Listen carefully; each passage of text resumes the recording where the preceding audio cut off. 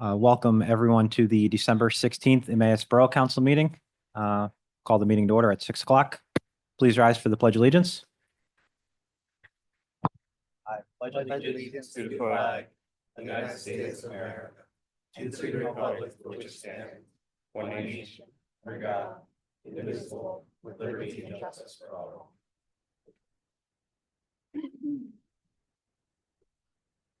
For the record, Councilman Labenberg is not present. We will start out with personal appeals part 1.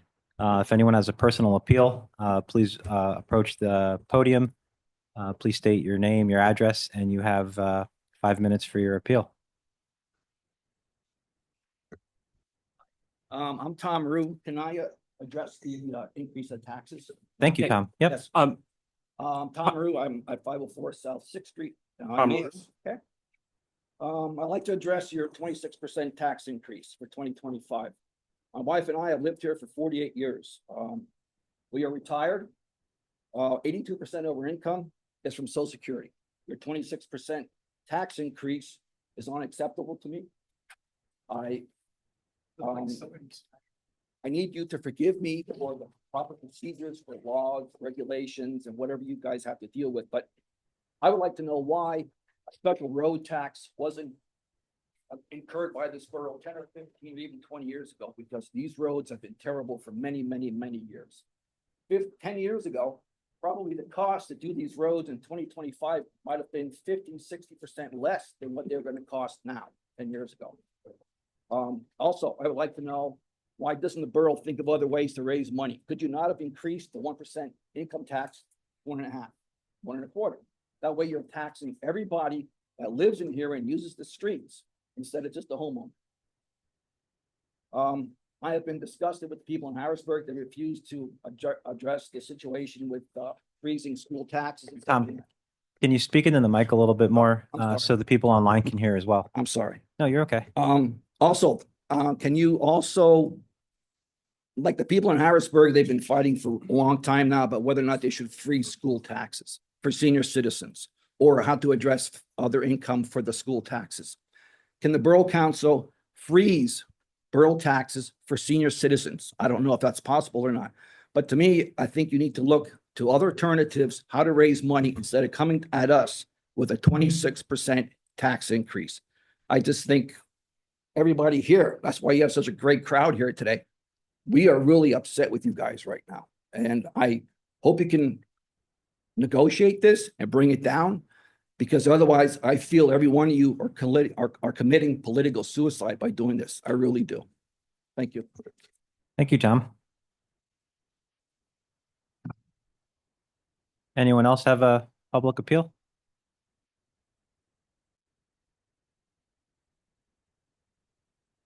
Hello. First of all, thank you. I know this is Jonathan Wilhite, local landlord in town. I'm local, been in town for many years, and we own a couple properties in the area, and we're going to be impacted by the tax increase. Specifically, when I saw the news break that it was going to be a 26% tax increase, I was ticked. All right. Like anyone else, I hate seeing prices increase. I was probably more vocal and upset than anyone. I'm going to be impacted by the tax increases like everyone else. However, math tells me that while the increase are a large percentage, like 26%, the actual breakdown is an average increase of about $6 per week per household. This is not an increase, in my estimation, that is worth crying about. Personally, I ran numbers on a number of properties, and the tax that the borough receives is about $1,000 per year per property. When you break that down, this is a very small increase of about $25 per household.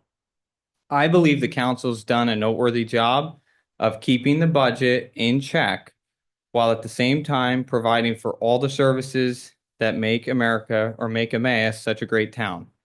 We love having our police, our fire department fully funded, and this unfortunately comes at a cost. For me, giving up a $6 per week coffee is worth it to fully fund our fire department, police officers, road crew, and all the public servants who work hard to keep Emmaus the greatest small town in Pennsylvania.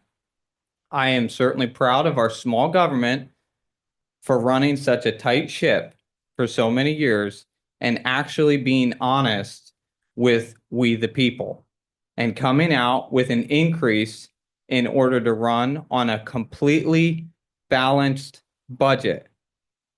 Emmaus having an increase of $25 per household is far more responsible than our federal government that runs a deficit every single year.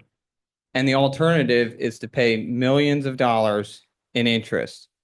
Although the increase stinks, increases are not new to us. They're a way of life, and I support the difficult decision that our council has had to make to come out to raise the tax rate.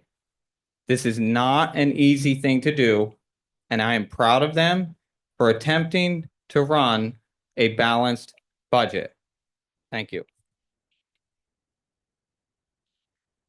Jonathan Wilhite. Thank you, John.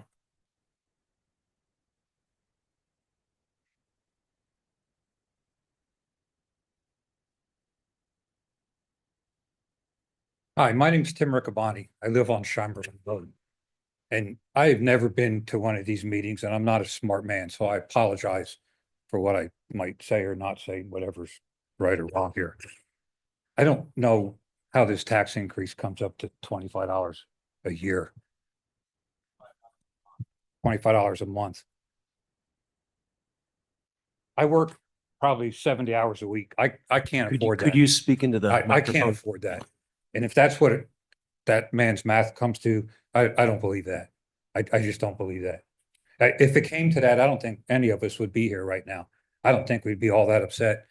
And if he wants to be proud of the fire department, that's one of the things I wanted to talk about, because I see our fire department.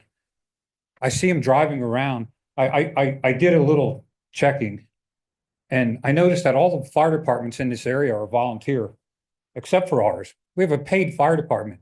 We have the smallest borough by population in 40 miles, and we have a paid fire department, and I don't understand that.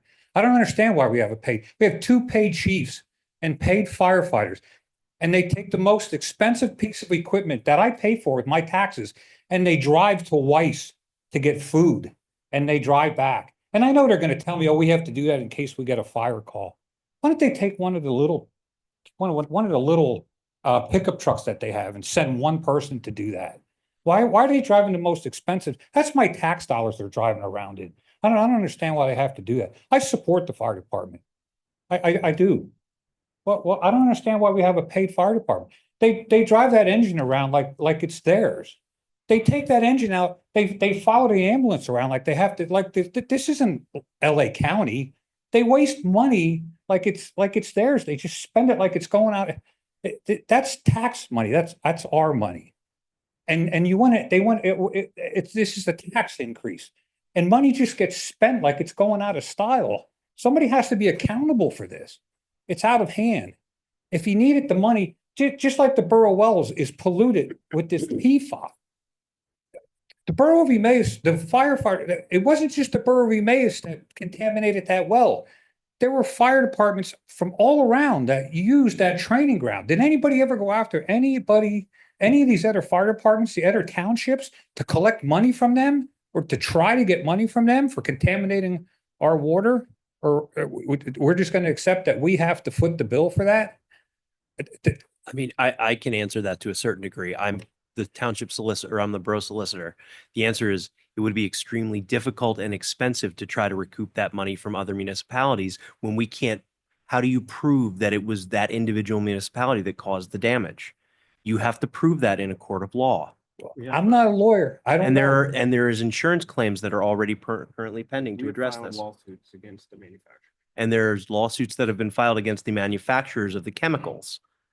So some of that money will be recouped, but in fairness to the borough, that is something that we can't always do something because it feels right. There's expenses and there are legal reasons not to. So again, I realize that's one I item you're guess, I talking guess about. my gripe is we want to increase all of our taxes, spend more money, spend more money, spend more money. How about we put the brakes on this? Let's stop spending money. Let's get a handle on something here. Again, I don't want to sound like I'm picking on the fire department. I don't want to take any more time. That's one thing on a list of about 20 things here in the borough that it just seems to be out of control. The mistakes that were on buildings that were purchased and then canceled and then moved, and it's got to stop. It just has to stop. We can't just keep spending money and then expect the taxpayers to spend more money and spend more money and spend more money. The brakes have to stop. It has to stop. It has to stop. You can't just keep coming to us for more money. It's out of control. And it just seems that every department in the borough just does what they want to do and they get a green light. And then it comes to the citizens, give us more money, and they get a green light and they just keep spending. And it doesn't matter. If something goes wrong, okay, sorry, we'll just give you more money. And it seems to be okay. And I don't understand that. I just don't understand that. If I ran a business like that, I wouldn't be in business. And it's to the point where we, the citizens, don't think you guys should be in business anymore. We just don't. It's that bad. And I'm sorry, it's that bad. But that's where we're at. We think you're out of control with our money. Thank you.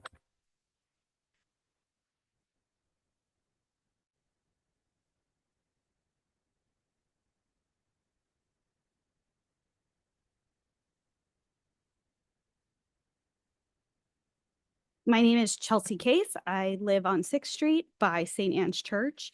I obviously, along with everybody else in this room, do not agree with the 26% increase. And I believe starting at the top, Mr. Pepe's salary to begin with. So national average for a borough salary is far less than what Mr. Pepe gets. Looking at the proposal for the 2025 budget, I think a 21% increase in salary is absolutely uncalled for.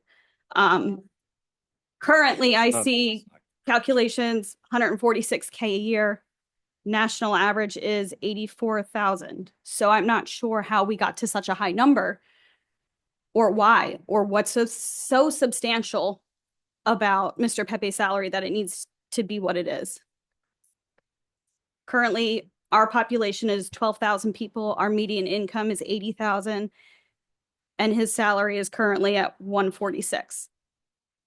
Lower Macungie has 32,000 people. Their median income is 116,000, and their borough manager gets paid only $123,000 a year. That's totally different than us. Their population is twice our size. But if you go to somebody like Whitehall, 14,000 in population, their median income is 20,000 less than us at $69,000. Their current mayor makes $99,000 a year, far less. I'm for 26% if you're going to take that salary increase of 21% and put it towards the water budget. Put it towards my roads, not somebody's salary.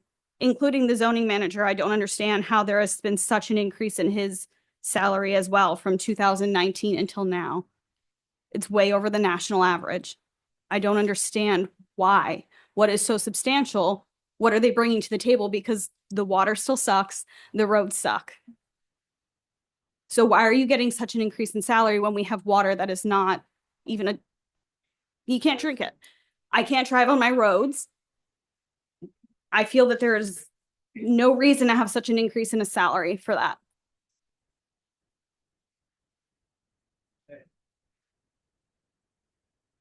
Please only speak when you're at the microphone. It can't be picked up by everybody else that's online.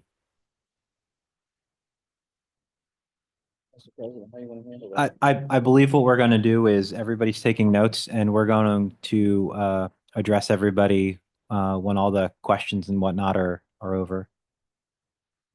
I did do some research in 2020 to 2021. His salary has only gone up 0.52%, 21 to 22, 4.63%. 2022 to 2023 is 3.85%, and 2023 to 2024, 150.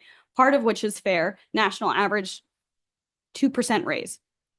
I have a husband here, works for $1 billion company and gets a 2% raise. I think a 21% raise is absolutely astronomical, and we can't afford it.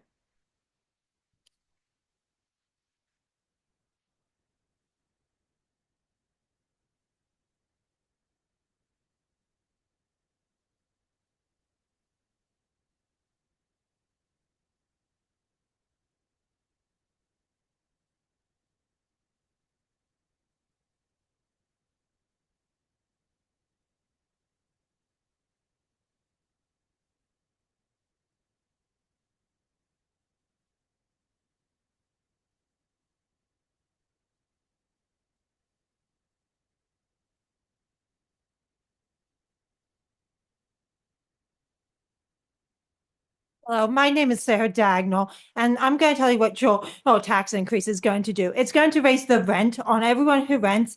And I don't know if you council people know this, but Lehigh Valley currently has a homeless crisis. I'm a former county employee, and the amount of homeless children that I have seen breaks my heart. And I've seen it time and time again. Taxes go up, rent goes up, family is homeless, and then school children and miss school, truancy is through the roof with homeless families.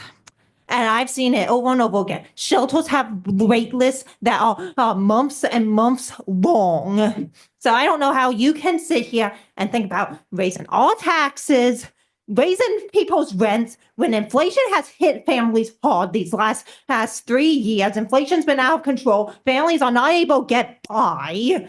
And the homeless crisis is out of control in Lehigh Valley. And walk out Lehigh County Children and Youth Services, half my cases were homelessness. You go through this tax increase, there's going to be more homelessness, more children who are homeless.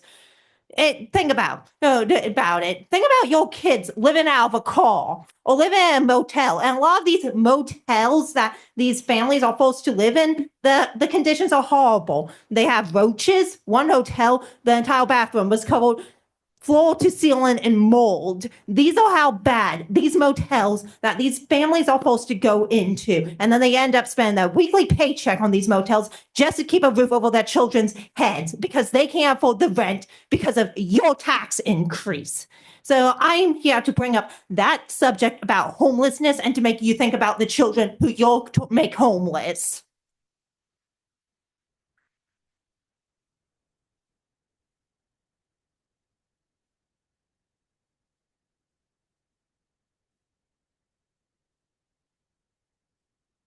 My name is John Lefferts. I live over on DeLong. Kind of hard to follow some of these acts here. But I just want to ask, it's a little odd for me to ask a question before I even heard what you had to say. But my biggest question is, what does this borough need this year that's that much more?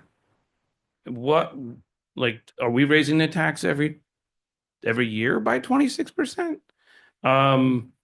What changed? What occurred?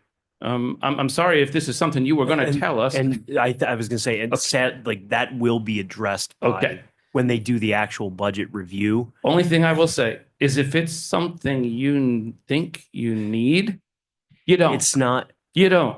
Whatever it is you want to buy, well, hold on. Don't buy it. Well, hold on. It's not a purchase increase. It's increasing costs associated with certain insurances and funds that we have to cover. So there's no salary increases? Well, there's happening? always salary increase. Okay. There's Okay. always not, increase. Not for me. I work for a small company. The last 3 years, as the economy has been crushing us, I got 0% for 3 years. Okay. I've been with my company for 14 years. And this is the first time I didn't get a raise 3 years in a row because my company can't afford it because we're getting crushed. right? So all I'm saying is, if so many of us here have to tighten our belts, I'm asking the borough to do the same until things get better. So I don't know what that needs to look like, if that needs to, if some of these things that cost more that you're going to tell us about in a little bit here, if some of those things need to be offset by changes. I don't know what that needs to look like, but in my household, I can tell you, I'd love to put a roof on my house. I mean, right now I'm getting a little sketchy, like I probably should, right? It's not leaking or anything, but I would do it, but guess what? I can't. So it's not in my budget, so I can't do it, right? And so I might say to you, oh, I need a new roof. But I can't go to someone else and say, well, I need 26% to put a new roof on my house, right? Well, I think you get where I'm going here. I do, but just so- please, like I said, please note, some of these are expenses that are outside of the borough's control. I mean, obviously not all of them, but, Okay. So but some of again, them are. Again, if there are changes that need to be made to offset those changes, I would like you to consider that, please. Okay, thank you.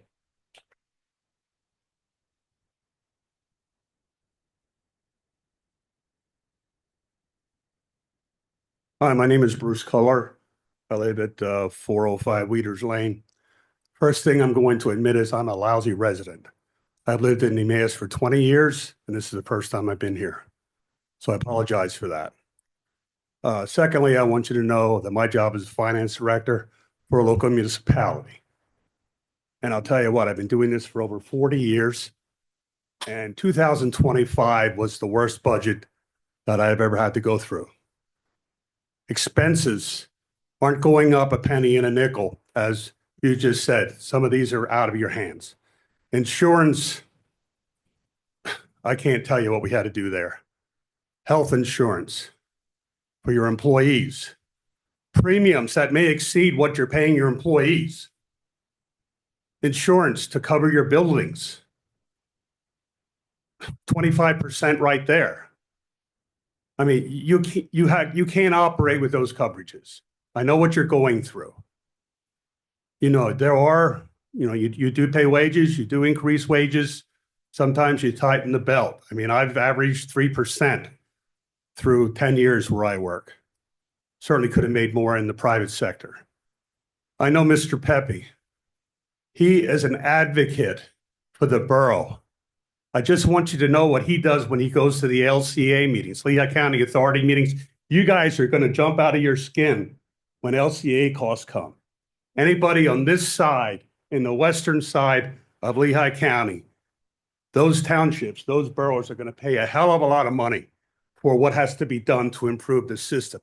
He's such an advocate that they almost have to throw him out because he carries on about what's going on. And now my manager has joined the boat to support him as well as some others. I know what Sean does. I know you may not like him because of these costs, but he's the one that's telling you what the borough budget has to be. I forgot to start my timer. Just let me know when I'm done here. Just to let you know also, what was it? I keep the time. Okay, yeah, I'm lousy. I go over all the time. Someone mentioned about the fire company being, now having full time. I'm in a township where we have 27,000 people. We have 3 volunteer fire companies. We have 70 volunteers. We will be going to a full-time fire company within the next 3 years. We will be building another fire station. When you go to buy a fire truck, a minimum of $1 million, and you have to wait 2.5, 3 years to get it. So you can't dilly-dally here deciding how you're going to spend your money and say, oh, we need a fire truck in 6 months. The only way you're going to get one of those is to go to another fire department in another entity and ask if they have anything they want to sell. You may be getting garbage. I'm just saying that 25 was a perfect storm for expenses for our township and a lot of others. I don't know where your MMO is going for your pension. I mean, those are costs you got to look at. State aid. They talk about the roads. I know what you get for liquid fuels with electric cars coming in. That's dropping. So there's all kinds of problems out there that you guys have to face. We all have to face that. I don't want to say it, but the normal public doesn't know. I'm just trying to give you an idea from where I stand. I stand to pay $50 more a month My house is assessed at $300,000.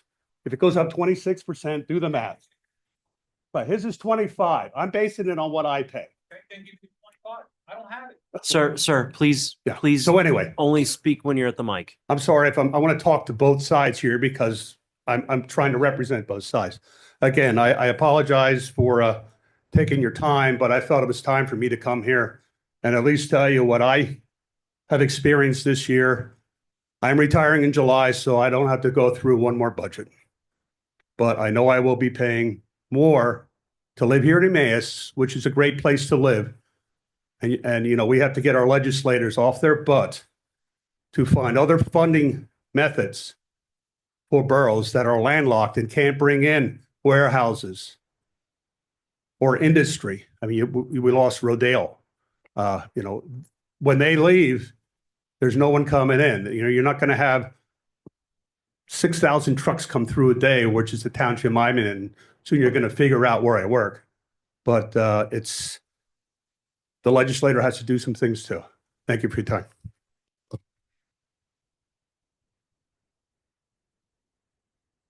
Not bad.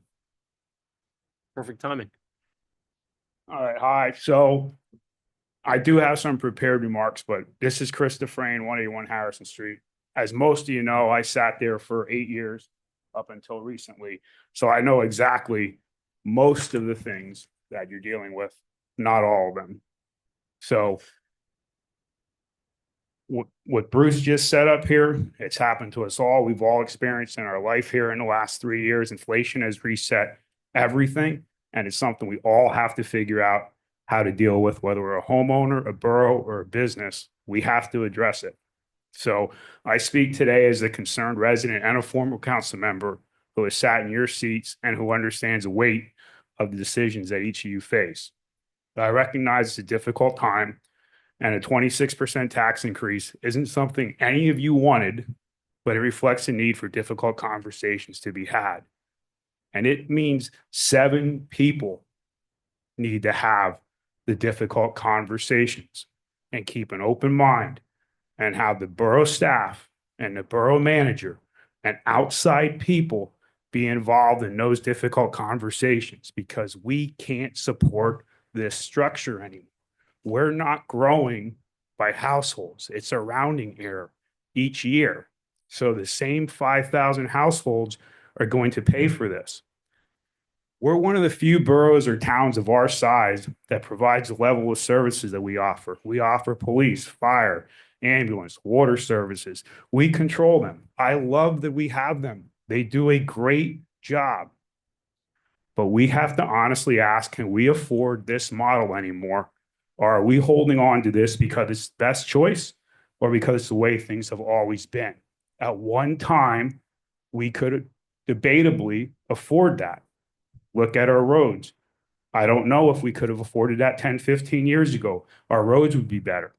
Look at our neighboring communities. Many don't provide the same level of services directly. Yet, if you ask their residents about their quality of life versus ours, I bet you they'd say it's very comparable. Are we willing to start real discussions about what's sustainable for both the short-term and the long-term health of this borough? I would suggest there is a difficult conversation left to be had on this budget itself, and in other possibly different conversations that need to be had soon to better plan for the long term. And soon means real soon, like in the next few weeks. This tax increase, I looked at the budget.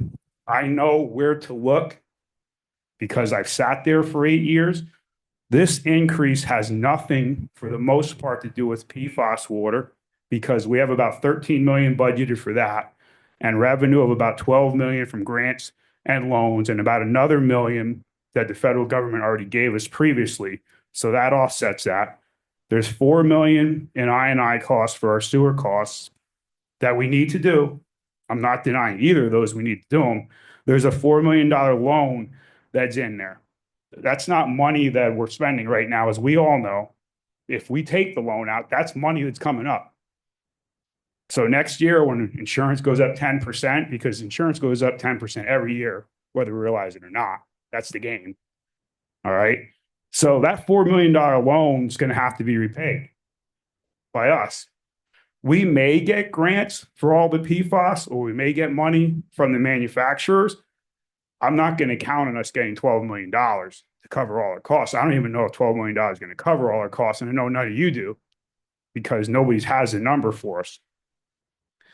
Again, I hope we get grants for this. There's another large tax increase coming related to these items. We're kidding ourselves if we don't think that. We're kidding ourselves. And we're kidding everybody out there who doesn't get to see what we get to see. And Bruce is right. And this thing Shane's going to tell you, and all of these 7 up here are going to tell you, they're 100% right too. But we have to start having the conversations. We can't afford this model. We can't on 5,000 people. As a council, you have the responsibility to lead on this issue. I'm not asking you to have the answers tonight, because that's not fair to any of you. I'm asking you to continue the discussions on the 2025 budget prior to passing this increase. That's a lot. My math tells me it's closer to $650 to $700 a year. I think I know what I'm looking at in the budget. I've looked at it enough. I'm a CPA and I was a CFO of a company. I'm comfortable with finance. You also need to initiate the discussion about the long-term strategy of the borough. And I love our first responders. Chris, and I I love have our. to cut you off. What's that? I got to cut you Can off. I have 5 minutes? I got less than 1 minute left. That's the I'll make a prerogative of the motion- chair. I'll make a motion to Second. extend Mr. Dufresne's, Second. Motion by Mr. Brown, seconded by Ms. Baumgartner. Any discussion? All those in favor say aye. Aye. Thank you. Opposed? Thank you for holding me accountable. Sorry, Chris. You can hold me accountable. You're supposed to. That's your job. This increase is here. I understand it. There's going to be an increase this year. Hopefully not 26%. It's going to affect the quality of life for many in this borough. I love living here because there's all kinds of people here. It's a reminder that our current path isn't sustainable, though. I'm asking you as council to help take this first step. Start the conversations, lead the borough forward. Avoiding these discussions now will only make these discussions even harder in the future, because that's exactly what's happened. And you just happen to be the 7 people sitting in this seat when it happened. Thank you.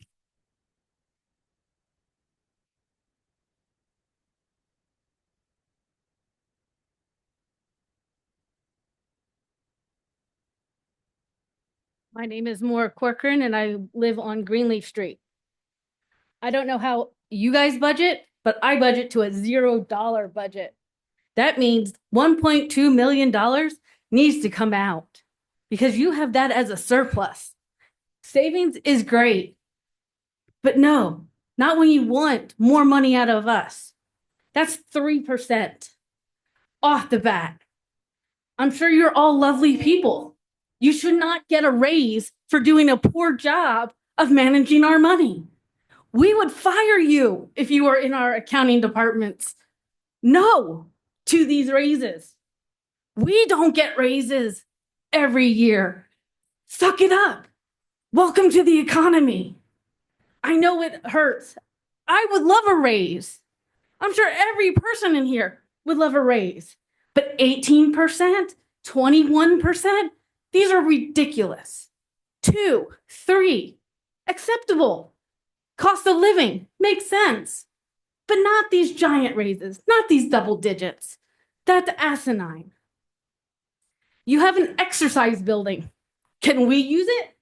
You wanted to increase it by almost $12,000 from your 2023-24 actual costs. Why?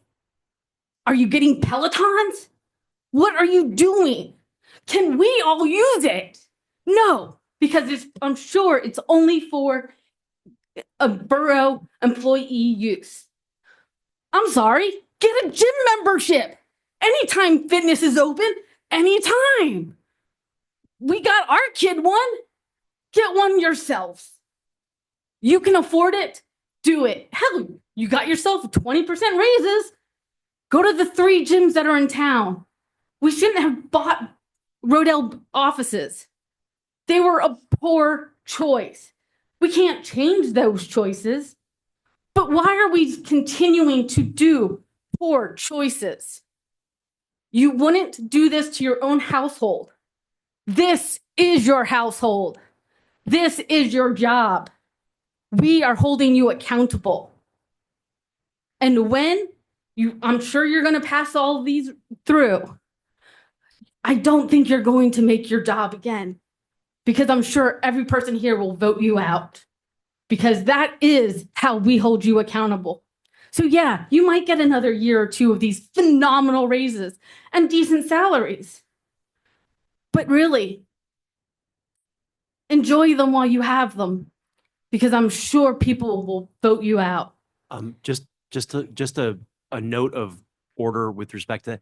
The borough council salaries, I don't believe have gone up this, I think you're talking about employee salaries, correct? Employees, you have this No, I'm not you being- have ma'am, tons I'm of not being- overcase. I'm not being contentious. I'm just the solicitor. I'm hold on, trying to find out where each person's salary is, but you hide them very well. So you have an DPW overtime, Yeah, go ahead. you have It's contracted 2,700. services that have gone up Ma'am? from 900, yep. Borough Council, each one of us earns $2,600 a year. About $200 take home a month is what we earn for doing our job. And most of us donate it back to a different borough, whether it's one of Library. the commissions, the library, all that kind of stuff. So these are unpaid positions for most of us. Well, then why do we have increases on wages for council, for DPW overtime, for multiple PT wages, shift wages? Those are employees of the borough. Well, then you need to hold the ship. You control that ship. You're the president of this company. Many of them Guess are what? many of those are union positions. So write better contracts. If it's a union, either break the union, fight the union, or negotiate better. This 26% is ridiculous. And to have a surplus like you have, where you have different items that are gauged at $400 or $500, and then your new budget's $5,000. These are crazy numbers. I would get fired if I presented that. Tighten your budgets, tighten your belts.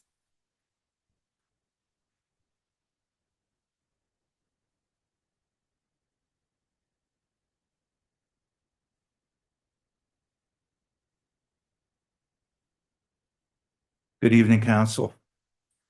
You're in an unenviable position. Sir, name and address, please. John Hamill, 807 Fernwood. You're in an unenviable position that I do not deny. I don't have numbers in front of me. I didn't do that much research. I'm kind of a common sense kind of guy. Over the past 4 years, inflation hasn't run at 26%. 4 years as compared to 1. That's common sense. 26 seems high. We all know taxes are going to go up. No questions asked there. 26% in this economy. A lot of people scraping week to week for prescriptions, for groceries, for their housing, and so on and so on. 26%. If everything went up 26% over the course of 1 year, we'd all be in the gutter. I do want to emphasize, I believe the first speaker had a brilliant sentence. Instead of the homeowners always taking on the burden of everything, why not a personal per capita, which would spread the increases more fairly and more evenly? I wanted to second that point. I had thought it earlier. I was beaten to it, but please, there are other ways, not the old status quo. Let's put it to the homeowners, the hardworking, responsible people of this borough who own and maintain properties and put pride into their life, their work, their homes. 26% in 1 year? Wow. There's other ways, maybe a little creative thinking. I don't have any other ideas, but that was one of the first things came to my mind. A per capita, everyone in the borough pays it, age 18 and over, would really help spread it around and would lighten the burden for probably everybody, especially homeowners. It's tough times. When I saw 26%, I'll tell you what, I was livid. Because my first thought was 26%. That hasn't been inflation over the course of the last 4, 5, 6. It's been slightly less than that over 4 years. So again, unenviable. Thank you for what you do. It's a fine borough. I love living here, but maybe we can be a little more creative. And keep in mind, people are hurting. I just recently retired about 1.5 years ago. And you know what? Over the last 1.5 years, I'm seeing it. And my wages aren't going up. A lot of retirees out there paying a lot of money to maintain their homes, pay their taxes. And again, kudos to the police force. I'm a big advocate of good policing. And that's all I have to say. Thank you.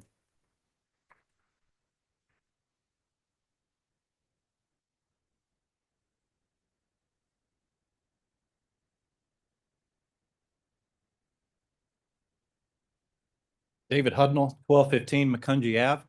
I just recently moved here in August. We purchased our first home here in Emmaus. We relocated here to be closer to family. And I have previously, for the past several years, worked in communications for municipal governments. And I got to say, this is probably one of the least transparent governments I have ever seen. I went back to try to find finance committee meetings, budget workshops, any of that stuff online. Non-existent. I went through to try to find past information. You guys use Civic Plus for your borough website. You should be posting on there with every meeting the packet that every single council member gets so that we, the public, can see it. Now, I understand that there's some stuff that you can't post that's, for executive session. Just for clarity purposes, you said so we are compliant with the Sunshine Act. You are Okay, indeed. I just want to make sure you Yes. understand. But And you said you're in that. You could be going above and beyond. Understood. I just want to make better. I'm the solicitor, so I have to make sure I put that on the record that we are actually. No, in I compliance with the understand you are. Sunshine I Act. actually went through those today. Thank you. Just to make sure, because I am not from Pennsylvania. And by the way, thank you so much for actually saying that. I realize this can be contentious, but I still have a job to do. No, and I understand. For us to find out about this 26% increase via the news, via the Facebook, and not from you guys, except for in the last meeting, that's kind of unacceptable. You should be educating the public. Why are these increases coming? What have you done to find other means of funding? We deserve that information and we would like to know it. I think if you educated the citizenry a little bit more, hey guys, we have an important budget meeting coming up. This is what we're talking about. Let us know so we can be involved. It's not difficult. Send out surveys. Hey, what services do you really enjoy? If we have to make cuts, where do you think we should make them? Just help to stem the anger that you see from this room, the standing room only. I suspect you didn't expect that many people here today since you didn't have enough agendas out on the table. Maybe this is a surprise to you. I don't know. So please, just better communications from the borough. And also, I would ask for, when we move on from public comment, for a motion to move the budget agenda item first so that we can all be here for that discussion. Thank you.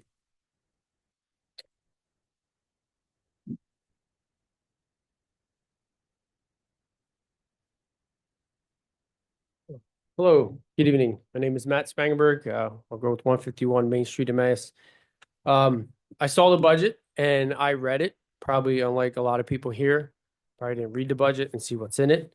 But I do think the news really kind of screwed everything up by putting out their 26% increase and getting everyone worked up. If you do some math, the average house might go up 20 to 30, $40 a month. Which isn't great, but our school taxes go up more than that probably every year, and there's not people storming the school board meetings. In regards to the comment about Mr. Pepe's salary, I want to thank Mr. Pepe for cutting his assistant out of the budget completely and saving over $100,000 in the budget just to help, eat some of the costs. And I understand that his salary, even though it's in there for everyone to see, which may not be fun for everyone to see, it does include all the pensions and stuff. So I'm not crazy about tax increases, but I do love Emmaus. I do love our police force, our ambulance, our road crew. I don't want to defund the police. I don't want to have to cut back on the road. I understand we need to fix the water, and I understand that's a big part of the budget. We do need to fix the water. I know we need fire trucks by law. The law mandates that we buy $1 million+ fire trucks, and our hands are tied. I want to thank you, council members, for cutting what you could from the budget. I understand that you live here too, and you're raising your own taxes. But you understand it has to be done. And like was brought up before, you make, $2,600 a year. So you're not raising your own salaries or anything like that. So, as much as I don't love tax increases, I do respect the jobs you do. And I want to thank you for serving our borough in this community.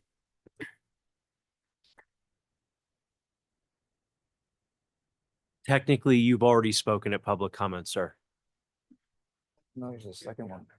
Let's wait until everybody else is done, then maybe you should speak. But that is a prerogative under Robert's rules for the board.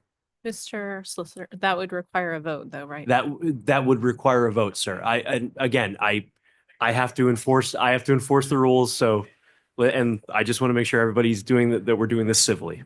Yeah, I'm just gonna be real quick. My name's Thomas Krajewski. I live at 326 Franklin Street. I do not know where these two gentlemen are getting the $20 to $40 a month increase from. I paid $5,000 in property taxes last year for a pretty small 3-bedroom home. Okay, if we just do the math, what's that? Okay, I get that. But just on the property tax increase, 26%, my taxes are going to go up almost $100 a month. Where are you getting the $20 to $40 at? It makes no sense.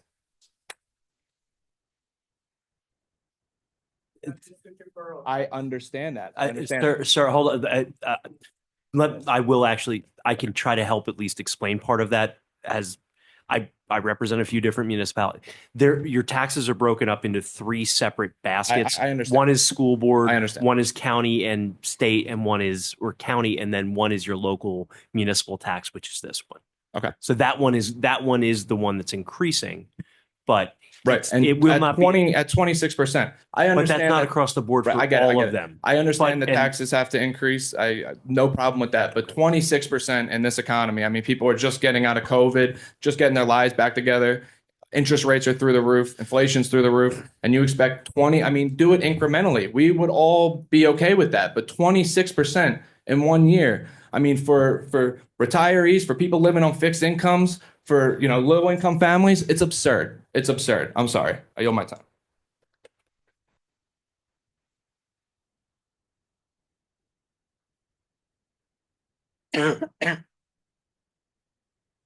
Tim Kasicki, 617 Glenwood Street. Roy, great to see you. Brent, been a number of years. 20-year resident. I'm one of those Jersey guys, New Yorkers that everybody complains about. But I left New Jersey, my taxes there were $10,000. Moved here in 2005. The reassessment from the county brought me up to about from 4,300 to 6,400. And now I'm about 7,500 for a 1950-year-old house in the Stryer section. 26%, 20%, 15%, 10% would be a lot in this economy. 10% of anything, cable bill, phone bill, all of it. Did anybody get a 10% increase this year? Holiday? No, bonus? Cost of living adjustment? And you're asking for an 8% for yourself? I I feel like this is done in secrecy. There's no transparency. This is the first I'm hearing about it because of Facebook. Thanks for everybody who's commented and made us aware. But this is egregious. I'm of the mind, like, if this goes through, I don't think any one of you will have a seat on next election, because I'll make it a priority to speak very loudly and use every resource that I have. Thank you.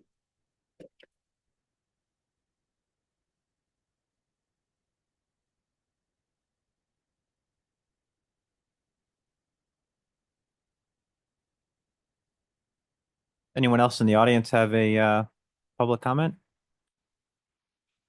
Do your presentation. Thank you. Hi, my name is Leticia. I live Last on name?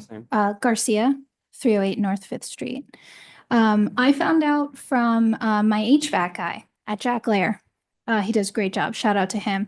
He was repairing our furnace and he turned around and he said, "Did you know that Emmaus taxes are going to go up by 26%?" And I was like, "You are kidding me. There's no way." He's like, "Heard it on the radio this morning, swear to God."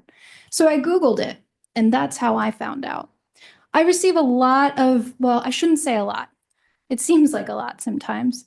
I receive text messages from the borough. I like them. I like getting the text and the call and they all come in at the same time. What I don't understand is why there isn't more information about important things like this as well. What's held in the borough is important. What the money is put towards is important, but so is this. And if more people were made aware, if this wasn't held if this was held with a lot more transparency, I guarantee you'd have a lot more people in here. I think a lot of people aren't here because they don't know. And I think that's really working in all of your favor. I get the text messages. I know when, our veteran celebrations are happening. I know when there are events that are being held that you do publicize through text message and email and the voicemail that I get. Why didn't I know about this? 26%, 26%. Because maybe if it flew under the radar, you would all get back in office again. Thanks to my HVAC guy, it didn't.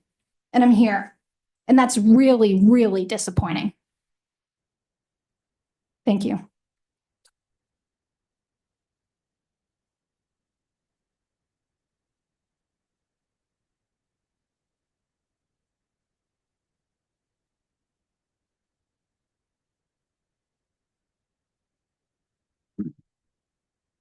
Good evening, council. Thank you for your time tonight. I'm going to keep this short and sweet and to the point. Name and because, address, sir. Name and Michael address. Pileggi. Thank you. East Bend School Board Director, 742 Spruce Street, 50-year resident. Like I said, I'm not going to come up here and just beat a dead horse. I understand where you're all coming from. I sit on the other side of a thankless, payless job. Fortunately, you guys do get paid, and I appreciate the fact that you're giving it back to this community. I love this community. I volunteer my time for this community. However, 20% is absolutely ridiculous. I understand we as a board are set to enact one index, which might make our jobs a little bit easier. However, 26% is outrageous. I went and looked. My home appraises at $226,000 with the current rate and millage. Mine would go up about $40 to $45 a month. That is a lot of money. Everybody varies. For those that understand the fact of you have to go on and actually calculate it. So I did. I figured it out. The challenge I have for all of you sitting here as representatives of this borough is to not just accept the fact of someone telling you we need 26%. You need to challenge. You need to challenge hard. You need to understand what cuts we need to make in order to get this tax increase down to the lowest possible tax increase possible. All right. I understand sitting on the board, 95% of our budget is basically out of our control, right? With inflation. That is just reality. That's how it works. However, that other 5% is under our control. And if cuts have to be made, then they have to be made because the people standing back here, as well as I, cannot afford a 26% tax increase, period. End of the story. All right. So all I'm asking is each one of you to challenge who is setting this budget. All right. Thank you for your time. I'm not able to stick around, so I'm going to have to go and watch the rest of this on Zoom. But have a good evening, and I appreciate your service.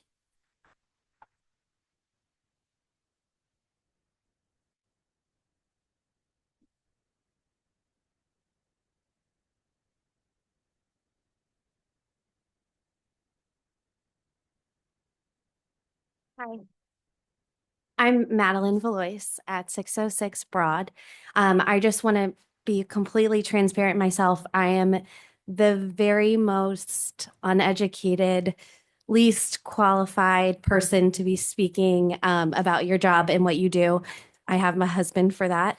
But the thought that keeps running through my mind, and I want to say this out loud, especially to everyone that's here tonight. I don't know you guys. And this gentleman that spoke here, I thought that was so brave to be able to say, like, there's so much more that we can do. And so I just think that it would be an amazing, project or something that we can work on. And I volunteer myself because problems don't get resolved unless solutions are suggested. But I don't know if any of you here are social media savvy or have ever used any type of technology. Again, I don't know you and I say that kindly, but I would love to get to know you guys and feel confident in what you're doing. Please understand I have no idea. All the frustrations, I'm not voicing my opinion on any matter, only that there is power in social media. And I think that these people, especially myself as a resident here, we could truly work together and be incredible. And there's power in the voice of these people, myself, you, and your families. And if that means volunteering, an hour a week or 2 hours a week or something that could be, just open up the dialogue between the residents and the people that are you. I volunteer. I feel like that would be amazing. And I'd love to get to know who you guys are. And I'm looking at the mayor, and to be quite honest, I've never seen you before. And that would be amazing to get to know who you are and what your life is like and why you're doing what you're doing. And I think that there could be a lot of power in that. And so I just wanted to make that suggestion. And again, I volunteer myself. And so that's it. Thank you so much for listening.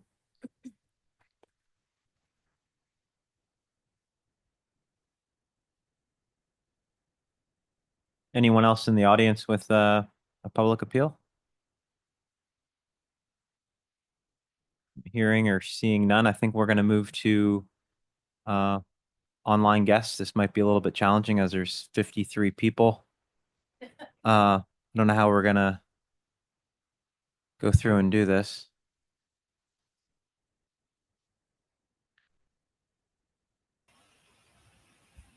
How do we want to? I would just make an announcement. Does anyone want to raise their hand?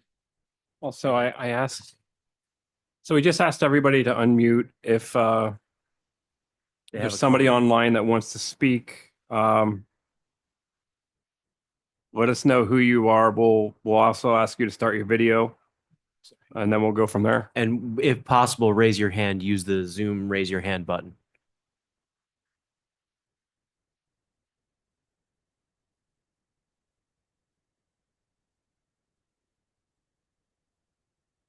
You will have to manually unmute yourself, though. Yeah, and we'll hit the ask all to unmute again.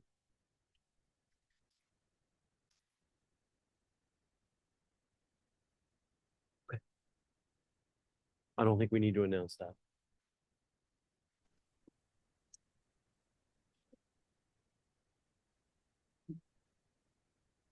So there's nobody. You want me to?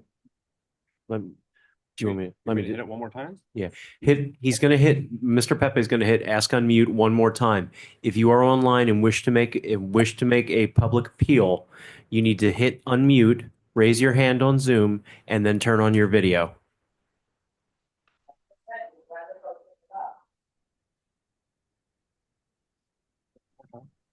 I saw it. Oh.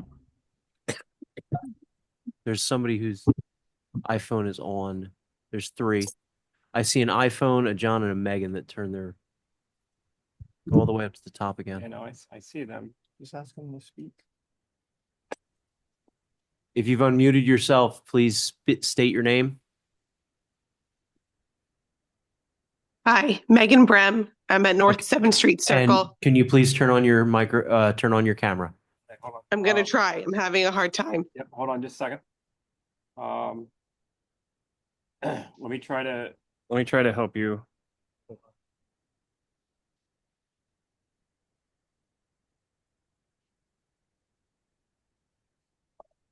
hold on just a second. We'll,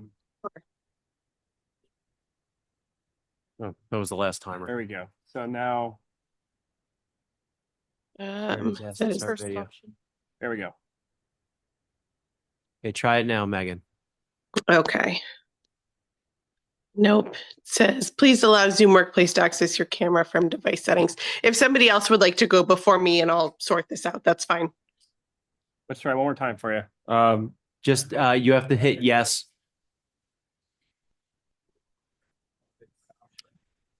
Okay, how about now? There's a sunshine issue with that. They really should be on video. If we can't do it, we'll let her speak. But there's rules that we have to follow. That's why I'm try the next person and then we'll see. But you should click on the button that says allows them to use allow the Zoom to use your camera. Yes. And that should make it work. That is not working, but you can move along. You can come Well, back that's to me. fine. Let's just If go you with, if you're the only one, then we'll let's just go with, we need your Name and your address. full name and your address, please, ma'am. Sure. Megan Brem, 944 North 7th Street Circle. My husband and I moved here in March. We love our neighborhood. We look forward to starting a family here. And these tax increases are going to do nothing but hurt us. Stop printing your quarterly newsletter, post it online for people to see. Things like that are going to make a big difference in your budget. Find grants, multimodal grants, Penvest grants that just came out, CDBG, ESG, whatever you need, find it. There are things out there that can help mitigate the costs. Hire a grant writer, something that is going to help the people that live here. I don't know if you guys have capital needs assessments or property needs assessments, but you need to get them so you can determine how to plan for the next 5 years so you're not hurting the people that live here every single year with a tax increase like this. I know your job is hard and I appreciate the time you take, but you need to put more effort into this and think harder. Thank you, Megan.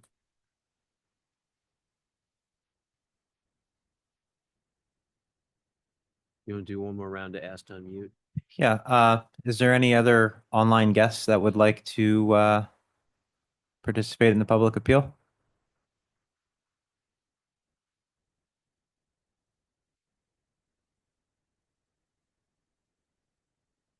That's train 556 heading southbound. I don't think there's anybody else that, okay. The gentleman, did you still wish to speak, sir? Okay. If that council. I'll make a motion. To grant him 1 minute? A motion by Mr. Anders, seconded by Mr. Levenberg. Any discussion? All those in favor say aye. Gotta give me a second. Those guys. opposed? Give us 1 second to. No, write you can come on up. come up. We're just taking notes. And then I'm literally going to push a button for a minute. 1 minute. I know. And your name again, sir? Tim Riccaboni. Did you sign in earlier? I did. Okay. Then you don't need to restate anything. You can just go to your statement. There was a few people that made it sound like we are against our fire department and our police department, and that is not the case. Has anybody here volunteered for our fire department? Sir, can you talk to the Has mic? anybody here volunteered for our fire department? Okay, one person. Everybody talks a good game. I did volunteer for our fire department, and I was run off because they don't want volunteers. They want to keep it a paid fire department. That's what they want. I tried to volunteer for about 4 months, and I wasn't welcomed at all. I tried to volunteer. And part-time, I'm not going to say who it is, but I work for someone here in the borough, part-time, that works very closely with our police department. And we have an extremely talented and good police department here. And I support our police department because I work next to them. So I don't want anybody thinking that I'm against our police department or our fire department. I support both of them. I think our fire department's a little mismanaged financially. Sir. I support what they do. Sir, give me 1 second. Do you wish to grant him more time? You'd need another motion. That's all I'm saying. Okay. That's all I'm saying. Sorry, So I'm not against them. I support them. I'm Sir, against sir. the financial resources. Okay. I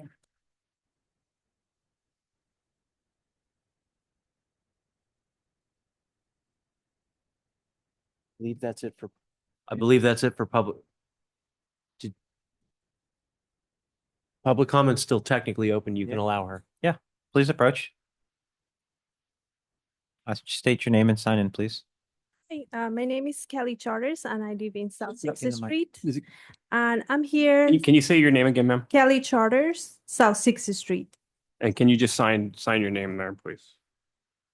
And just so everybody knows, the reason we ask you to do that, in case your comments need addressing, we ask that you put your name and number down there in case somebody can reach out to you. And that is standard at every meeting. So if you ever come again, you will get a response. Thank you. First of all, I don't think anybody here is here because we're happy about the tax increase.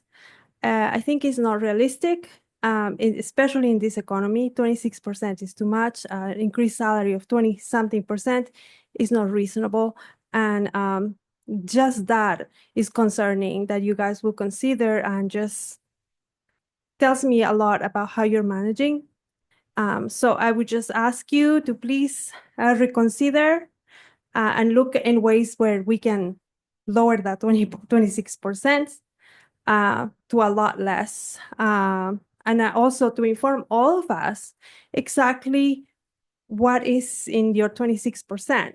I don't know much, and I hope you can put it in the website for all of us before you vote and give us the chance so we can come back and comment.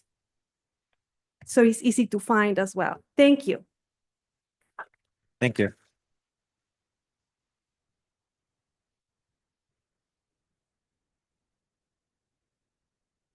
Anyone else have an appeal? You want to go through one more round online, or are we done? I think that's the online one is nobody was interested. We tried to unmute it 4 or 5 times. If you wanted to amend the agenda to address the budget thing first, you could. I think what we're going to do now is respond to everybody's questions and concerns. I think we should do the presentation, then respond. Do you think it would be wise to do the presentation and then respond? Well, that's Chad's decision. Huh? It's That's up your to you, decision. Chad, if you want to do the budget presentation. We should probably do the presentation a little bit so people understand. So what we're going to do now is present a small version of the budget so everyone kind of understands what operations the borough is responsible for and kind of like how we got to where we are. And you can't think that all 7 of us haven't been losing a lot of sleep over the last 3 months to try to figure out how we can do this without cutting the services any harder than we already cut. And I think that you're going to see that, we started out with almost a $3.1 million deficit when we started in October. And we're just a little bit over $1 million. And a lot of this you're going to see is some fixed costs and, contractual union wages that unfortunately they are where they are. And we don't have a whole lot of control over what we can do today for that. So Mr. Pepe is going to bring some stuff up on the screen. He's going to speak a little about it as we go through. And you need to know that we're all here to work together through this. We all live here. And,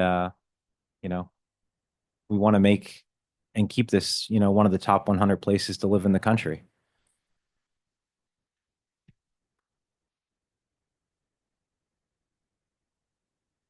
You're good. Okay.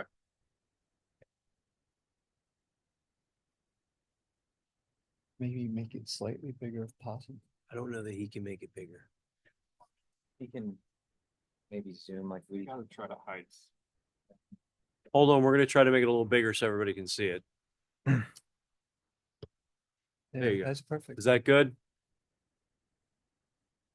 Should we turn both TVs?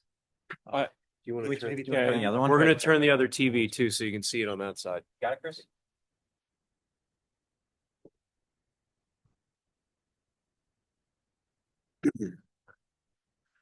All right, can everybody see those? and read them? I think it should be. How do you get rid of that bottom bar? You can't. Can't. It has to show so they can show that it's screen sharing. Okay. Okay, so I think to start out, as Mr. Balliet had said, we started off the budget process with a deficit of about $3 million.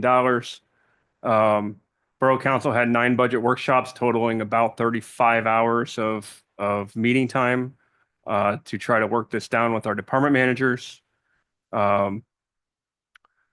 Some of the key speaking points to the budget this year. First of all, our general fund cash carryover from 2023 to 2024 was just under $2.4 million. In planning for the 2024 budget, we budgeted only to carry over $391,686 into 2025.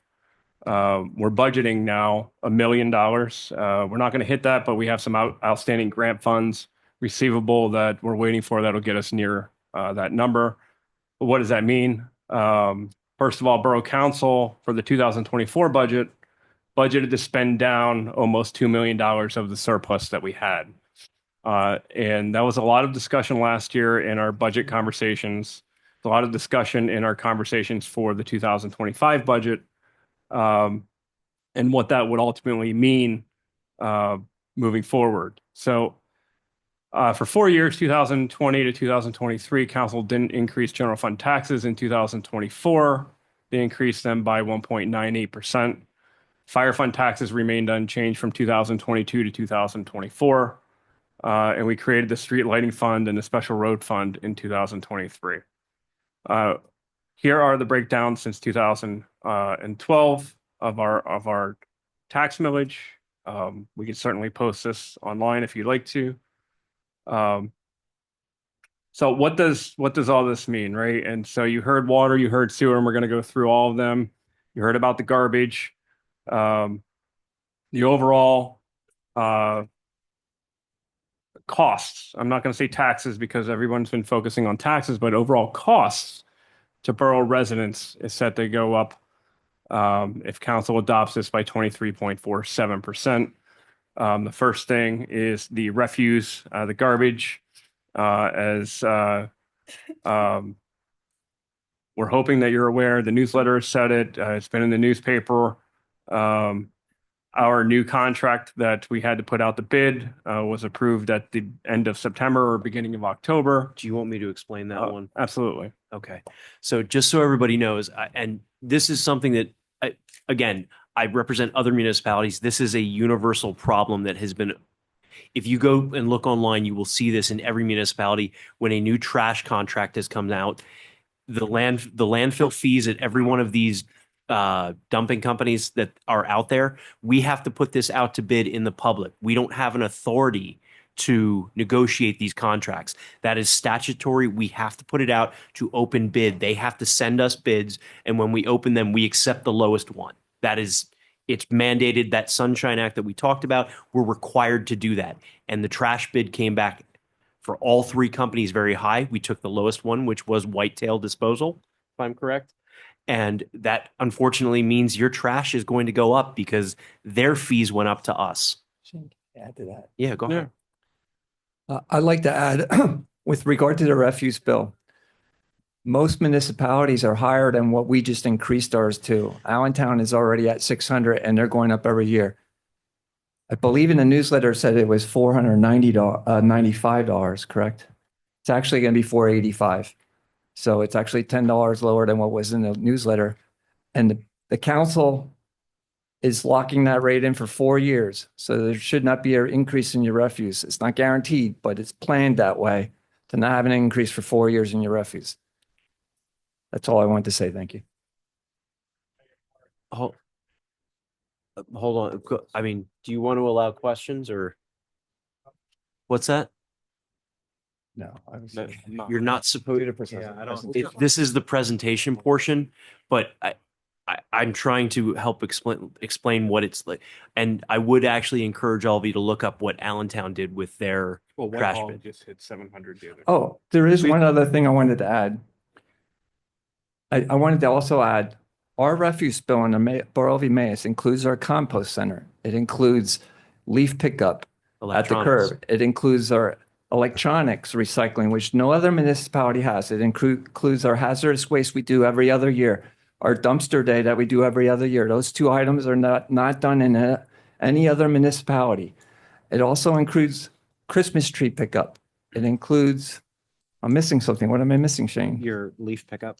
You said leave. So when we do our refuse bill, that includes all those functions, including the compost center, the wages for the compost center. I'm pretty sure other municipalities, when they have their refuse bill, it only covers the refuse. This covers everything that I just mentioned. I just want to let the Hold on. residents don't know that, and I just wanted to let you Give me know one that. second. There is a second public comment section at the end of the agenda. So hold your questions until then. We have to follow the rules, okay? But remember your questions, and then you will get a chance to ask them later, okay? Go ahead. Okay. So Borough Council did work hard to cut as many costs as they possibly could. That included essentially 6 full-time positions. We eliminated a deputy director position. We eliminated an assistant borough manager. We eliminated the parks director position. We eliminated the second ambulance, including a full-time position. We eliminated a full-time public works position, and we eliminated the hiring of a police officer for 2025. That saved $543,000 in wages. And healthcare. Overall, in terms of wages, because of those cuts, our overall wage costs decreased by a net of $133,573. So why the increase? So first, the fire tax. Council committed to a fire tax increase over the summer when we did a public presentation regarding the purchase of a fire rescue apparatus. Net pension costs increased by $55,000. Healthcare rates increased by 11.6%. National average this year was just under 10%. The overall increase was $125,000. Workers' compensation went up by 34,000, or excuse me, 34%, which is just under 55,000. Other insurance costs increased by $13,000. Electricity went up by 30%. We just got that bid in. We had 7 or 8 different companies bid on it. And so net cost was $40,000. And I did want to add, so everybody's aware, that is again something that we had to put out to bid. We can't find a way to get those numbers down because we have to put that out into the public to bid. We don't have a choice. Whatever comes back the lowest is what is selected. That is, and I mean, there's former council people here, there's other members that they will tell you it's the same. Like, that's not something that we can address manually. It can only be done through the open bidding process. Refuse costs increased by $518,628. Natural gas increased by over $13,000. Overall revenue, because of not carrying over as much money, dropped by over $1 million. Construction is down, meaning permit costs have dropped, or permit revenue has dropped. I think we've had one legitimate planning commission meeting of some kind of construction since January, where we were bringing in a lot of different revenue for several years because of apartment complexes, commercial buildings, et cetera. So that permit money has dropped significantly. The majority of general fund operational budgets are decreasing. However, police operation budgets did increase. That was namely union wages, overtime, and pension. PFAS is a $13 million project. We're hoping for 50% of that being funded. We have filed multiple lawsuits against the PFAS manufacturers. We were close to a settlement with one. They ended up firing their CEO, and we're back to square one with them. And just so you guys know, I am not the attorney for the borough, and that there is a specialized attorney out there who does this type of work, that is out there working to get the highest possible settlement. But that is not something that is within the borough's control. Again, we're stuck dealing with what dregs we get from these companies as they file for bankruptcy. And as we've said in meetings before, original settlement offers were like $450,000, right? And just to fix those 2 wells is 13, 14 million. So that wasn't acceptable to Borough Council. And so we've pursued, rather than settling, we've pursued to continue to file those suits. But we're also being advised that that could drag out for years. And We have a water. Shane, Go ahead. correct me, we do not pay for that lawsuit. That is, they will Your take it. insurance is covering that cost. Yeah, To a so certain there's degree. like any other lawsuit, they'll get a percentage of Correct. whatever settlement Correct, but costs there right might now, be. it's not coming out of anything Correct. in this budget. We have a water tank rehab project we received a $1.2 million grant for. We're piecing that over 3 years at about $425,000 to $450,000 a year. It's a 30% match. It's important to make those repairs because one tank is about $4 million if you have to replace it. However, that project, it's estimated that will extend those tank lives about 50 years, I think is what they told us, correct? Yeah, 50. So that's important for us to get that work done. However, we do have a 30% match to that. Continuing to replace water meters and other repairs for water, about $96,000. And the big one, right? And we're going to show this in a minute. We'll show you where this number came from. The sewer LCA Allentown upgrades starting in 2026. They're showing a projected cost to the borough over 20 years to be $18.7 million and climbing. They have done all sorts of public presentations on it being a $380 million to $400 million project. The borough of Emmaus owes a portion of that because we're part of that entire process. And so we'll show a little bit about, I think we have a chart in here actually showing where they came up with our numbers. And can I jump in? So everybody should be aware I highly recommend that you look up the Klein's Island reconstruction and rehabilitation project. It is an exceptionally expensive project that is being essentially pushed around to several of the municipalities in this area. Every single one of them is going to have this cost. Every single one of them at some point is going to have to deal with reconciling this potential cost.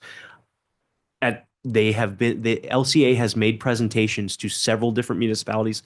If you get a chance, take a look online, look at the agenda items so you can come and see just how expensive that LCA rehabilitation project is going to be. The mention of Mr. Dufresne when he talked about the I&I stuff, the I&I is a huge problem. It stands for infiltration. Let me just put it at an inflow. It is when stormwater gets into the actual sewer system, it increases costs, it increases your water bills, and that is one of the things they are trying to fix. But it is a huge project. That facility is 80 to 90 years old, and unfortunately, everyone is going to have to essentially bear the cost for it. Every one of us that lives in the area. So, and unfortunately, it just happens to be coming due at this time. The borough has budgeted for a loan for 2025 sewer. That is for our internal I&I work that DEP has mandated. So that is to fix the meter 4, which is the western end of town. That's where our highest inflow is based off of all of our meter charts. We have to get that water separated out. But yeah, I should actually explain. The reason that has to be done is in order to reduce the costs that the borough of Emmaus is going to incur with respect to the Klein's Island upgrades. If we can reduce the I&I within the borough, there is a reduced cost on the other end with respect to the cost that we're going to have to pay for the Klein's Island upgrade. I think that's a fair way to say that. Yes. We do have a $425,000 grant right now that has a 30% match. That is also to help address that. It's important to note that $4 million gets you about 50% I&I out of meter 4. That doesn't include meters 1, 2, and 3. However, meter 4 is our largest meter that is seeing stormwater hit. So that's what we're going to concentrate our efforts on. We did use a consultant and a software to project out the water and sewer rates for the next 10 to 20 years. The Budget and Finance Committee worked very hard on that. We had that. We had a presentation at council, and we looked at what those rates have to be to hit and pay for that $18.7 million in rising, and pay for PFAS mitigation if we get 3 3/4 of it funded with grant money. So the significant budget changes and impacts, again, the cash carryover differences, the ambulance revenue is down by 103,000 next year, partially due to cutting the second ambulance. Building permits are down.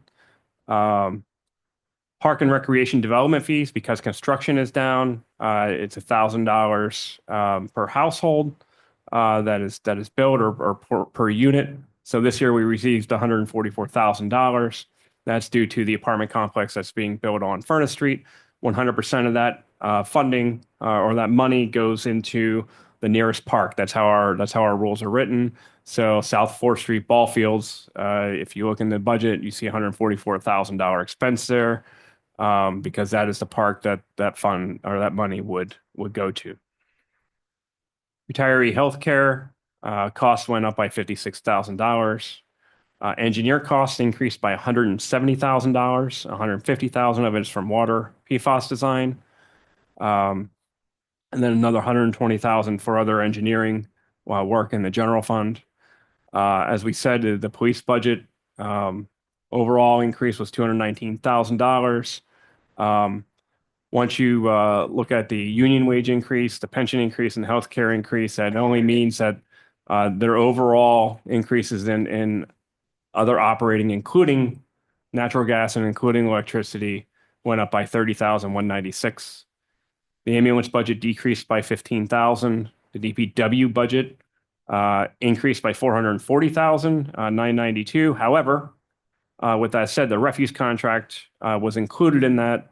And that went up by $498,000, which means their overall operating costs actually decreased by $57,165.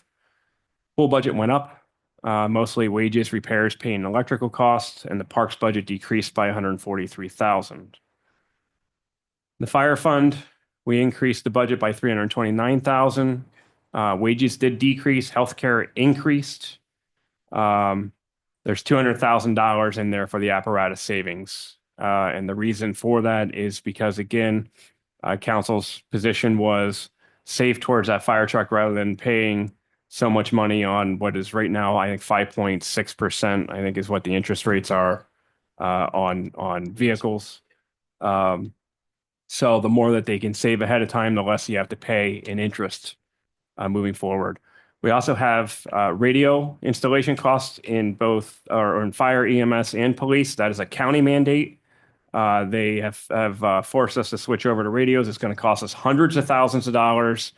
However, in 2025, we will only need to be paying for the installation cost. The actual purchase cost of all those radios will be incurred over several years beyond 2025. The road fund and street lighting fund, there are no changes. In the water fund, operational costs increased by $198,000. $150,000 of that was engineering. $20,000 of that was electricity, which means actual operating costs increased by $28,506. PFAS is $13 million. It's unknown right now how much will be a grant. We're being told that it will probably most likely not be more than 50%. Penvest meets on January 26th or 29th. And we'll find out after that meeting as to what that number is and how that will impact rates moving forward. We're hopeful that they can fund much more than that. And we are continuing to look for other grants. That project is going out to bid right now. So we will also be knowing in the next month or so, month and a half, exactly what the bid will be. The final bid will be on that project. We just signed the purchase order for the tanks. I think the tanks themselves were, I think, a little over $1 million for the down payment. We talked about the tank rehabilitation project. All other capital for water was $207,000. That includes mostly repairs and upgrades, including some funds for replacing a pump, and then some tools to do the maintenance. In the sewer fund, the operations increased by $35,386. Of that, $27,891 is going to LCA to the Western Interceptor bill. which means operations only increased by $7,495. Capital cost, we talked about the $4 million loan, the $615,000 grant expense. That includes the 425 plus the 30% match. That's where the 615 comes in. $25,500 for root control and manhole repairs. And then the LCA sewer plant upgrade. This is the chart that we keep staring at of what they're telling us our numbers are going to end up looking like starting in 2026 and increasing over the 20 years. And this is above and beyond what we're paying right now for sewer. This is just for the sewer plant upgrades, the main interceptor upgrades. This has nothing to do with any internal work. This has nothing to do with what our current rates are. This is above and beyond what we currently pay. And so they have us mapped out all the way to 2040, and you'll see 2040 gets as high as 1.714 million. And so we have to, council's position was we have to prepare for that now. Because the bill comes due, you got to be able to pay the bill each year. So raising the funds in 2025 to pay the 2026 bill, raising the funds in 2026 to pay the 2027 bill is a strategy that they take. I mean, that's how you pay your own bills. Debt services actually went down by $160,000 next year. The capital fund went down from 24 to 25 by 1.4 million. The original request total from departments in 25 was 3.7 million. Council ended up funding 1.4 million. In particular, in those capital costs, the library roof needs to be replaced. It's badly leaking into the building. The roof is rotted. It has 3 layers. They've patched it numerous times. It's beyond being able to be patched at this point. There's a dump truck in there, but it's being paid by liquid fuels, demolition funds, and eliminating another line item. Purchases for the radios. Again, this is just for installations, about $70,000. There's a police car. Council ordered an ambulance, has a 3-year lead time. They're now at $262,000. They're saving about $50,000 a year towards it. Again, to reduce the amount of interest once we purchase it, when we take out a loan for it. MS4 work, that is, so that's not the stormwater going into the sewer lines, that's cleaning the stormwater going into the creeks. And so that's a mandate from Pennsylvania DEP as well. And there's a $50,000 line item for that. Pool repairs, $66,646. That includes 2 things. One is a major crack that is continuing to leak, needs to be repaired. We're losing about 50,000 or 55,000 gallons a day from that crack. And then there is a major pit repair that they need to make in the water pump area of in the pool house. And so that comes out to $66,646. Lions Park, we have a $318,000 grant. We need about $100,000 towards that grant project. We need to address the ADA, the final handicap accessibility issues at the concession stand, and we need to make repairs to the floor. That's about $9,200. Again, we said about the South 4th Street ball fields. Community park, they included $14,000. That is to seal the driveways at the park, to seal the paving. PFAS remediation, we already discussed. Liquid fuels fund. I know that somebody had asked what liquid fuels is. That is money that we receive from the Commonwealth of Pennsylvania, from the Pennsylvania gas tax, and it's based on our mileage of streets, and that's a stagnant grant allowance, essentially for very specific things that you can't change from, and so that is, I think that's the overview of where we are with it. We want to give them a breakdown of our departments and what it consists of, like, so they understand, like, public works, police. You can, if you want to do that. What's that? It was in there, wasn't it? think that was in there. Yeah. Okay. Do you have any particular questions that you want to? That were stated that we want to. Addressing questions. And now you want to. Which ones do you want to go over first? You.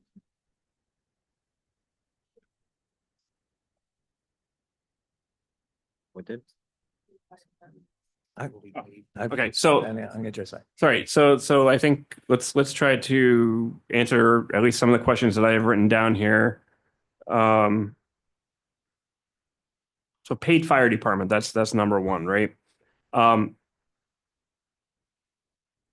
First of all, this council, as it sits, I don't think most of this council was here when the fire department became a paid fire department, thanks to a ruling by the Commonwealth Court of Pennsylvania and the Pennsylvania Pennsylvania Supreme Court. They both ruled that the fire department had the right to unionize. We had a 3-year Litigation. with the fire department based on that. I don't think there's a whole lot else to say about that other than like they are unionized because the Pennsylvania Supreme Court said they had the right to unionize. And somebody did mention about union busting. I don't know that is it sounds attractive to say it like that, but it is a remarkably difficult thing to remove a union. They have to essentially vote for it. I've represented both unions. I've represented municipalities. It is not a simple answer like that. A union once in existence is usually perpetual unless they choose to essentially dissolve themselves. Yeah, which they won't. The other thing with unions is it's there was a comment about negotiating better union contracts. I will tell you that Borough Council over the years, including two of the gentlemen that are sitting in the audience, while it may not seem it to you, they definitely have negotiated better union contracts. One of the things that had been in our union contracts for decades was every union employee gets virtually free post-retirement health care their entire lives, their spouse's entire lives. And so that has been a major point for us to get out of every single union contract for a number of years. So those are things that were negotiated out of the contracts. And there are other major points that these councils have had to negotiate, understanding that 2 of the 4 unions that we have, you can't just tell them to go shove it because they have the right to go to arbitration. All right. That's a difference between 99% of the unions out there. Any emergency services union in the Commonwealth of Pennsylvania, they can't go on strike. So they get a mandatory arbitration, and the union itself has the advantage in terms of who you can choose as the arbitrator. And so what happens is a neutral arbitrator, who was in all likelihood, and most arbitrators out there were a former union attorney, they get to decide the fate of the municipality. And what they do is they bank it off of what the average around the area and other public municipalities is getting, or other arbitration cases that may not have anything to do with our local municipalities. They may be deciding based on what some rich city down towards Philadelphia gets in those negotiations. That's how arbitration works for police and fire. Public works, clerical, those unions are different. They have the right to go on strike. We have the right to negotiate as far as we want to with them. But the other 2, we have certain dates that we have to be completed by with negotiations, or they can file for arbitration. So it's not just as simple as tell them no and stick it. There are rules, unfortunately, that we're dealt with that makes it a lot less competitive than it would be in the private industry if we were trying to negotiate with a private union. And every time you end up in arbitration, you're spending money on myself or another attorney to fight them, which does add up. Like I try to be conscientious about that. I tell them this may not be worth your return on investment if you can't win. And oftentimes they are tough to win on those arbitrations. They're very difficult.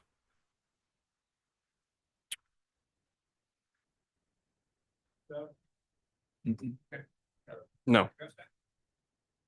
And in public comment, you can. No, because this is the public comment section has closed. There's a second public comment section where you guys will be allowed to address anything again. But for now, it's their turn to speak. So Mr. Dufresne spoke about, council needs to look at services and what is important to the community. And that's a good point. There are ways to save more money, but council at this point felt that the ways to save money at this point are what services are important to the community and what aren't as important to the community. And those are things that I think this council is prepared to have conversations about. But those are much longer conversations and something that I do believe that the community itself needs to be involved in. If we were to cut an entire department, how would the community feel about cutting that department? And I think that's a conversation that Borough Council is prepared to engage in, but not yet. It's a lot longer and a lot bigger of a conversation that they would have to have moving forward. What other questions? But actually, just to add to that, sorry, again, I'm not on council. I'm here as a representative, as their attorney. It's actually encouraging to see people come out to these meetings. It is important in local government that people be involved. The questions about transparency that I've heard raised, all of this is discussed at every meeting. It would be great to see people show up and actually discuss that. It would be helpful. So I mean, and with that said, though, I think it was Ms. Garcia asked the question about, why not text? Why not more notifications? You're absolutely right. And then I had another young lady who said, maybe it was Miss Voice.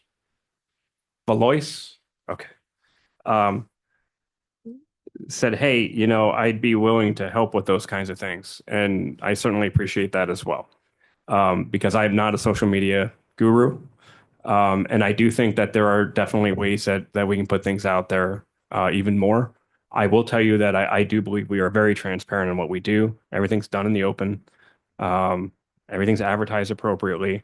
But that doesn't mean that there's not better ways for outreach, right? Somebody said about the newsletter, 99% of that newsletter is paid for by the advertisements that you see in it. So that's not this huge expense that you see with the borough. I sometimes question how many people actually read the newsletter because there's a lot of really good information in there that people don't seem to read or understand or pay attention to. Because I do think that if you read that newsletter from front to back, there's a lot of very valuable information that you would be much more in the know about. And so if there's better ways to deliver that information, because again, I haven't bought a physical newspaper in 15 years, right?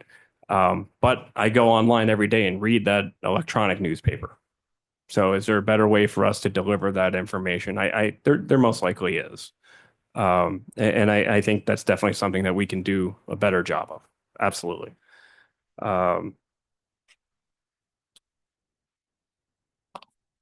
What other questions am I missing here? I think we could address the zoning officer Sure. salaries, and then how that's also a department that is offset with revenue. Well, so first of all, the zoning officer salaries, what we did was we combined both officers into one line item. If you look at the line item below that, you'll see that got zeroed out. They're now a combined single line item. Okay, they both receive 4% pay increases next year. Not 19% or whatever. Yeah, I think the 19% might have come from the way that the budget was read, not misinterpreting the way that those numbers are combined.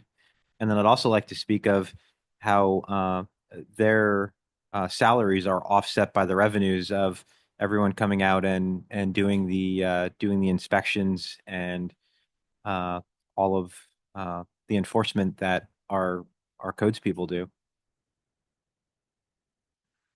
Shane, can you just comment on how much health insurance costs for one person's family?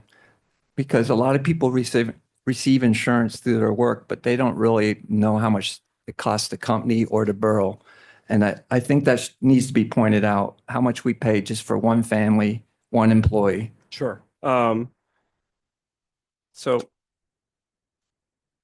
a family insurance plan, well, so a single plan.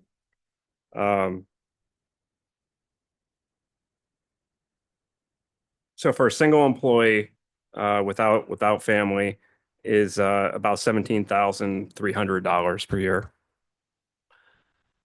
A family plan costs $40,500 per year, and that's a lot of money. And that was just increased by 11 point whatever percent. Yes. And then I think we should also talk about what is roughly the exact number of full-time employees that we have? Yeah, we have, well, we had 62. Yep.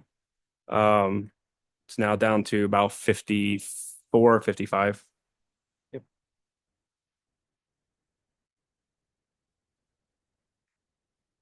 And overall, we have about 196 employees, including part-time, seasonal, pool, et cetera.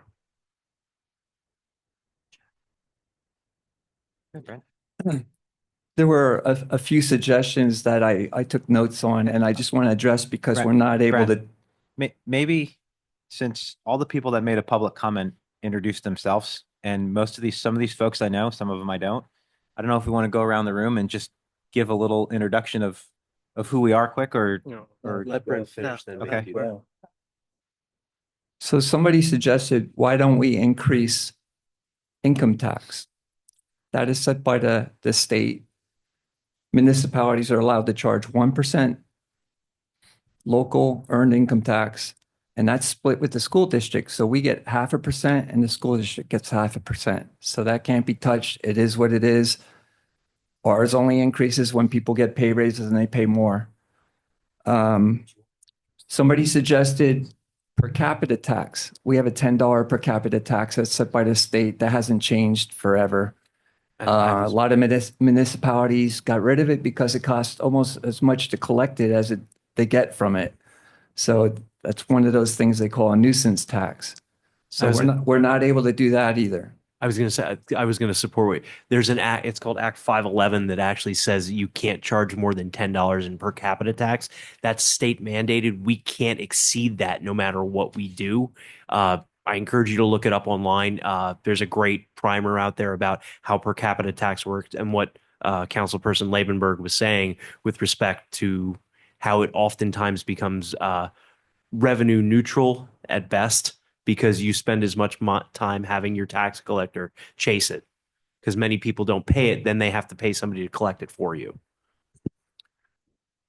This council decided to purchase a software program. Somebody had mentioned I prefer smaller increases every year and not a giant increase. I'm with you on that.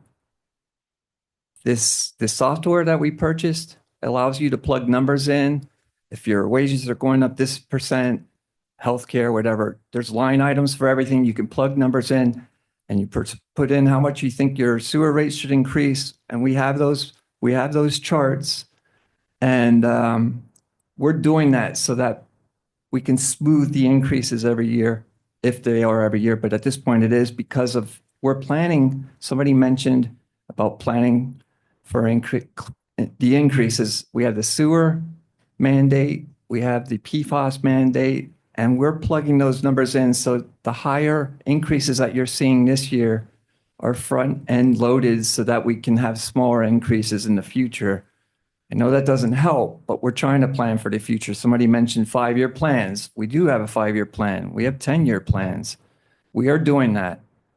It's not easy though, because the increases, Shane could show you a sheet from since he's been here for 13 years, all the efficiencies we've done from leaf cleanup, where we used to have a crew go with a truck and a pickup truck, and it takes 4 people to 1 leaf truck that they go and they can do the borough almost in 2 days, where it used to take a week or two for a crew of 4 to do it. We've become so much more efficient in software and computers. Shane has all that written down. He's been saving it since he started here. I've been on the Borough Council for 27 years. I'm a lifelong resident. I'm the only one on council that's a lifelong resident. And I know all the Pennsylvania Dutch people that grew up here. And I just want to say I'm also 5th generation here. And I've never seen a 1 mil tax increase ever, let alone 2 mil increase. And I have to tell you, I sit here and I'm pissed off. But I'm sitting here looking at the numbers and there's nothing more to cut. We cut. The biggest debate we had on the last cut that we didn't do was to buy 1 more police car, because our police cars are at a point where we have to replace them. We have a schedule. Our police department budget, when I first started here, was under $1 million. It's now over $4 million because, you know, every little contraption that you want, laptops in the computer, cameras on the body, cameras in the car. You have to replace the guns every 5 years or so. The ammo you have to purchase. The vests are only good for 5 years. You have to replace them. It's just very expensive now because everything you have to buy for a police department. And people just don't realize that. Our fire department, their outfits, they had PFAS in them. Now they're telling us you have to buy firefighting outfits without PFAS. Guess what? It's double the cost, 100% increase. We can't buy them all at once. We're phasing them in. It's very depressing, and I love what I do up here. But I'm at a point where I may not run again, not because I don't enjoy it. It's because it's depressing as hell. It's really depressing. And Chad mentioned earlier that he had nights where he didn't sleep. You don't think we don't care about you guys? It's hard. Really hard. And what sucks is it doesn't change it. I have to suck it up too. That's a lot of money. My house is like under 1,400 square feet. And my borough taxes are going up over 2,000. I mean, not going up, but it's going over the 2,000 mark just for in the borough. So I just want to say I understand. It's very frustrating. These people care. We debated every issue. We sat here. Every one of those meetings were public meetings. Nobody sat in the audience. Our department heads were here for every meeting. And when we first started, it was every Tuesday and Thursday from 4 o'clock to 9 o'clock, 5 hours a shot. And we're the only ones sitting here going through all those important numbers.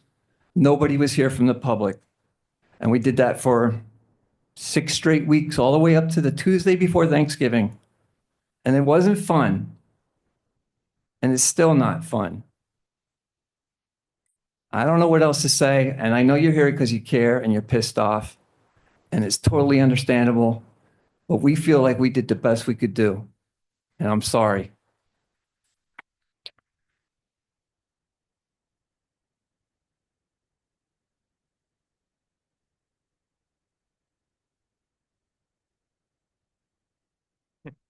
Good evening, everyone. Excuse me. My name is Chris Hohenscheid. I've been on Borough Council for just under a year. I want to thank all of you for coming out tonight. So in the past year that I've been on Borough Council, meetings every month, 2 meetings a month, committee meetings, as Shane said, 35 hours of budget meetings, everything has been advertised. There was one gentleman that would show up at Borough Council meetings. This is what we should see all year. We need our citizenry to be engaged and to be educated. I assure you, without a question of a doubt, had you been here for the 30 plus hours that we picked apart that budget, that we debated, and by the way, I was on the losing end of every debate, you would understand that there's no other option. No one on this council loves this budget. I voted against the tax increase 2 weeks ago, and somehow or another it went out, and I know social media. Social media did what it does, and it somehow or another painted me as this guy who's standing up. The exact opposite is true when it comes to the tax increase. I voted no, not because it was 26%. I voted no because I didn't want to lose our assistant borough manager and lose those services. I didn't want to lose our parks director and lose the services at the park. I didn't want to lose a full-time paramedic, a second ambulance run. I didn't want to lose that second police patrol car that was cut from the budget, or our ability to hire a new police officer, or a $4,000 funding request from the library that was voted down.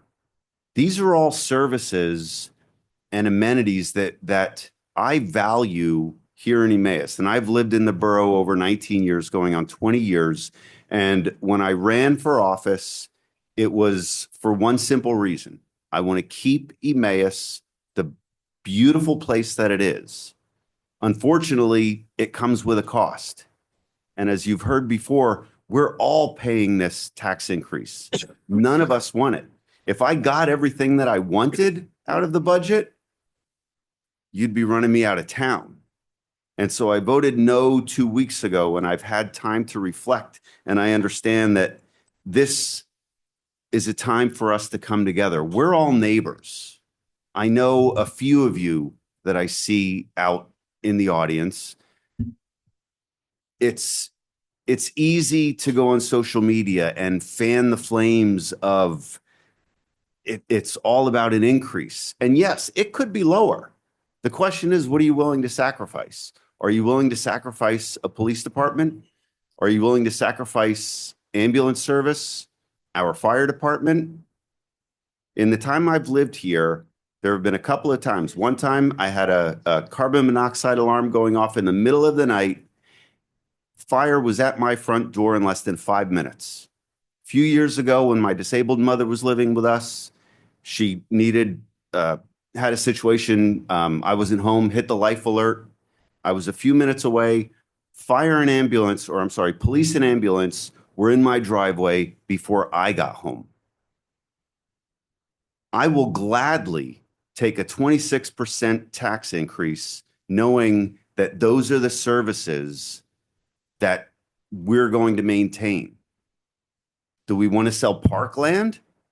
I don't think so. Our parks are beautiful. Look at the number of parks that we have in this borough compared to the size of the borough. No one's happy about the tax increase. No one's happy about what we're losing. But all of these folks, we debated, we kept it civil. This isn't like the nonsense that you see on the national stage. There are no party politics here. We are all looking out for you and for our borough. And I promise you that every single person up here has and has always had your best interests in their heart. So we're doing our best to do what's right.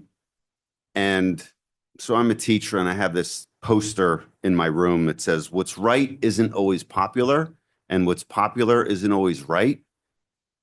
Everyone up here has done what they believe is right, as painful as it is.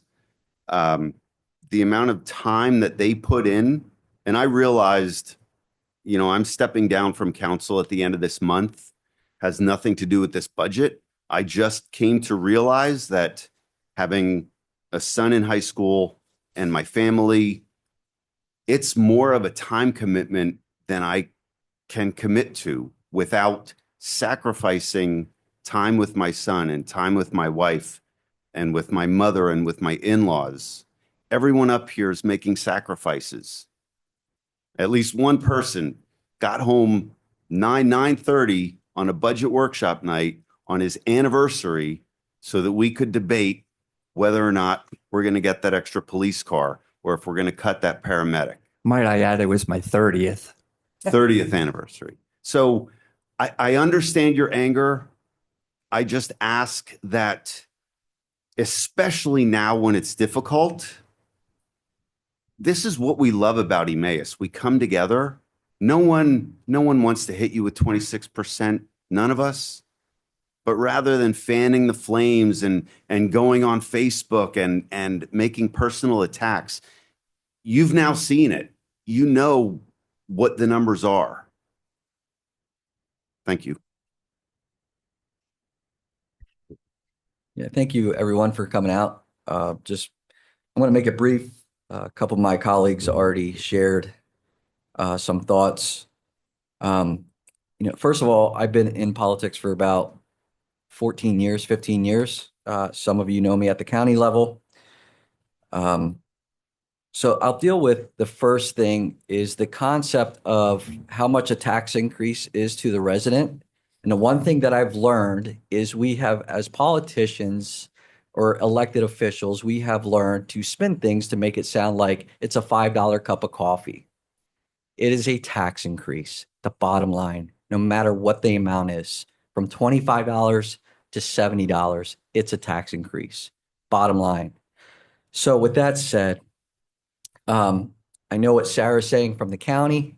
I don't know if she's still here, but the renters are also going to feel this. Sometimes we leave out the renters and saying they're not going to feel this. They're going to feel this because landlords pass it on as well. So they are going to feel this. They're just part of this just as much as a homeowner is. So in regards to educating the citizens, for the past few years, it's been amazing. Everybody goes, I'm not a social media person. I don't have it at all. And my wife says it's a good thing. I'm very just kind of old school. But when people said they're going to show up, I was like, nah, it's not going to happen. And you folks showed up. So I'm appreciative of it because I take it into consideration when there are butts in the seat. That makes it saying you value what you have. So I am very appreciative of that. Let me first address the first comment was salaries with Mr. Pepe. Mr. Pepe might beat me over the head later on, but I just want to say, yep, Mr. Pepe makes a good chunk of money. But you know what? As a vote, as a community, as a council, we came together, we debated. But you know what? You get what you pay for. I believe there was a gentleman, Mr. Bruce, came to the podium. He was defending Mr. Pepe. At times, I disagree with Mr. Pepe. I think sometimes my philosophy and his philosophy don't kind of come together. He's a very smart man. I give credit to where credit is due, and that is to Mr. Pepe. Now, he does make a good money. But you're getting what you get. You're getting what you paid for. Can we have high turnover in the borough manager position? If that's what you folks want, then we just got to let us know that. It's okay. Just let me know that. If you want high turnover at a $80,000 or $60,000 position, that's what you're going to get. All right. In regards to the services, let's talk a little bit about that. One of the things that we debate a lot about is the ambulance corps. How many here would be okay with outsourcing the ambulance corps? Because internally, our debate is the residents would be upset if we outsourced it and not had Emmaus ambulance, right? So, and that's a perception, though. How many here would want to take out two police officers? With the neighboring community that we have, crime doesn't have borders. Would you be okay? See, these are the things we need to know. I'm not saying this I'm putting it out there, honestly, to share with you. This is what we debate. Do you want 2 more or less officers? Then that's fine. If that's what you want, I'll cut it. I work for you. I mean, that's the bottom line. When a garbage bill came up, I texted my neighbors. I didn't have a blast text. I didn't have social. Hey, do you guys want automated where the thing comes over and dumps the garbage? Or do you want to just put it in your can, put the can in manually? Nate, don't do the automated. That's horrible. Okay. And I said it here during council. Well, we want the manual and we saved a couple bucks. You know, so it's just, I'm putting that out to you as the citizens online. here in the room and throughout the borough is, folks, I'm more than willing to talk. Again, but it's a matter of what services do you want? Are you okay with, all right, so the leaf pickup, we're mandated, like Mr. Lavenberg, he went down a whole list. I'm not gonna, but the compost, that's mandated. Did you know that? Act 101 mandates us to have a compost site. So one of the things that we can talk about is maybe we don't do leaf pickup anymore. Would you be upset with that? To save a couple bucks. Now, Actually, that's mandated too. the leaf pickup. Yeah. Okay. So there you go. So what we need to do is somebody shared, what are the solutions, right? Where can we go from here as a community? Here's what I plan to do. I'm not going to speak on my colleagues, but I did share two things with our colleagues. Some said 5-year plan and some said 10-year plan. I'm about 3-year plan because it's more reasonable and more tangible. We need to do a philosophical plan. Where do we want the borough to go and what do we want it to look like? What services and what are we willing to give up? And then 2 is our financial forecasting. Do a better job of forecasting in our finances. Outsource, maybe looking at our, right now, we get $45,000 in family for healthcare. Why can't we switch that over from Blue Cross Blue Shield and go to Aetna? I don't know how this is all going to work, but however, we have to have these talks with the intent of trying to make sure that we're doing fiscally the right thing. And also the services that everyone has come to love and cherish, and then without damaging those. And the last thing I want to speak about, which I am irate about, I'm all for generational drinking water. But EPA has made us a poster child for this damn PFAS. This is the way I think. Is it reasonable to take 3 grains of sand out of a gallon of water for millions of dollars just for Emmaus? Is that reasonable to you? 3 grains of sand. So for me, let's fix it. Let's mitigate it. Let's go towards that goal. I'm not saying just totally just abandon the water because you need generational water. What I'm saying is what is reasonable? Maybe $1 million this year, maybe $2 million, right? And climbing there. But man, we've been socked right in the mouth. And what can we do? What can we do for you folks? The only thing I can do is just sit here and try to listen and try to do the best I can. So, I mean, now here's the thing. I'm not trying to get national politics. I'm not trying to do this. However, when one administration comes in, EPA brings on regulations. When another administration comes on, they stop those EPA regulations from being enacted, which then saves the taxpayer money. And so I don't know what the future is going to hold. We'll see how that turns out. However, there has been litigation for PFAS. And the last thing I want to share with you is the state. Mr. Lavenberg and I ran for state rep. We got our asses handed to us because the mailers were like, look, you guys raise taxes. Yeah, no crap. Yeah, no, because you know what? The states are cowards. The Democratic and the Republican people are cowards. They don't want to take up the thing with the fire department. When you went from 300-some thousand volunteer firefighters, and everybody's like, don't touch the don't go after the first responders. They're heroes. Well, you know what? Look what we got now. We got a union fire department.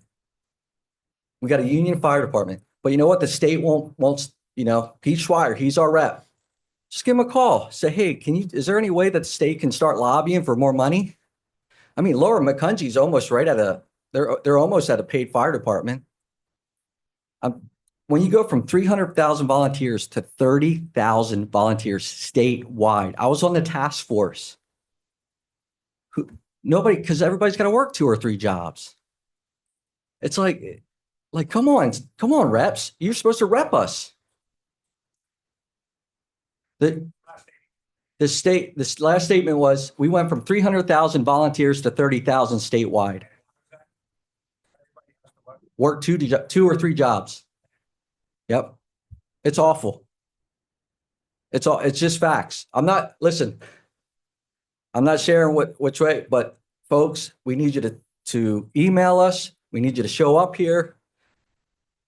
Back in the day, I try not to live there, Mr. Ladenburg, but back in the day, there was some Dutchies that sat here.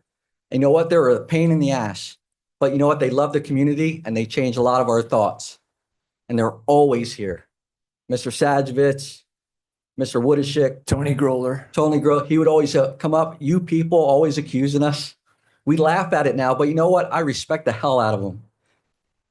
And just like you folks are here, continue to come, continue to reach out because I can't do this on my own.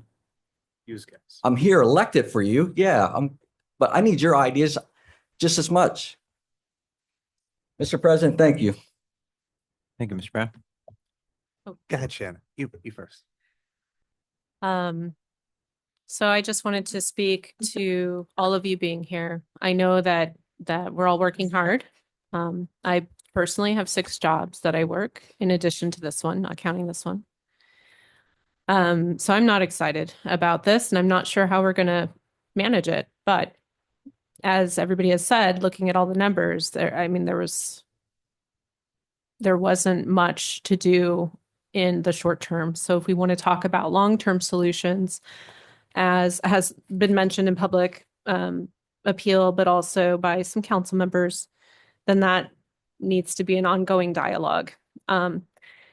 So just for awareness, each council person is on 3 committees and we meet in committees, and that's where we have a real kind of digging into details and in-depth discussions. So that's a great opportunity too. If council meetings aren't fitting with your schedule, you can always see if there are committee meetings. There's public safety, there's CRD, community relations is what that stands for, health and sanitation. So those are great places to come to as well, especially if there's a real focus in your concern or issues, to go to the committee that's related to that and really bring it up there and talk to the council members that are part of that committee and let them know.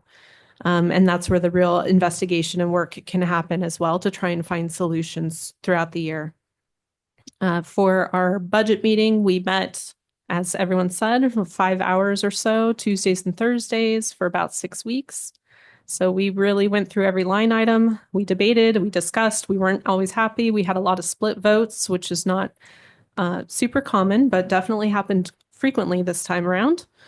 So it's nobody's very excited about where we landed, but we realized that we landed where we had to at this stage. And I think going forward, we definitely invite everyone to continue to engage and have dialogue in committee and council. I also want to say that because our council member has resigned from his position, we do have an appointment. You can apply for the empty seat. So if anybody is interested in being involved, we definitely welcome you.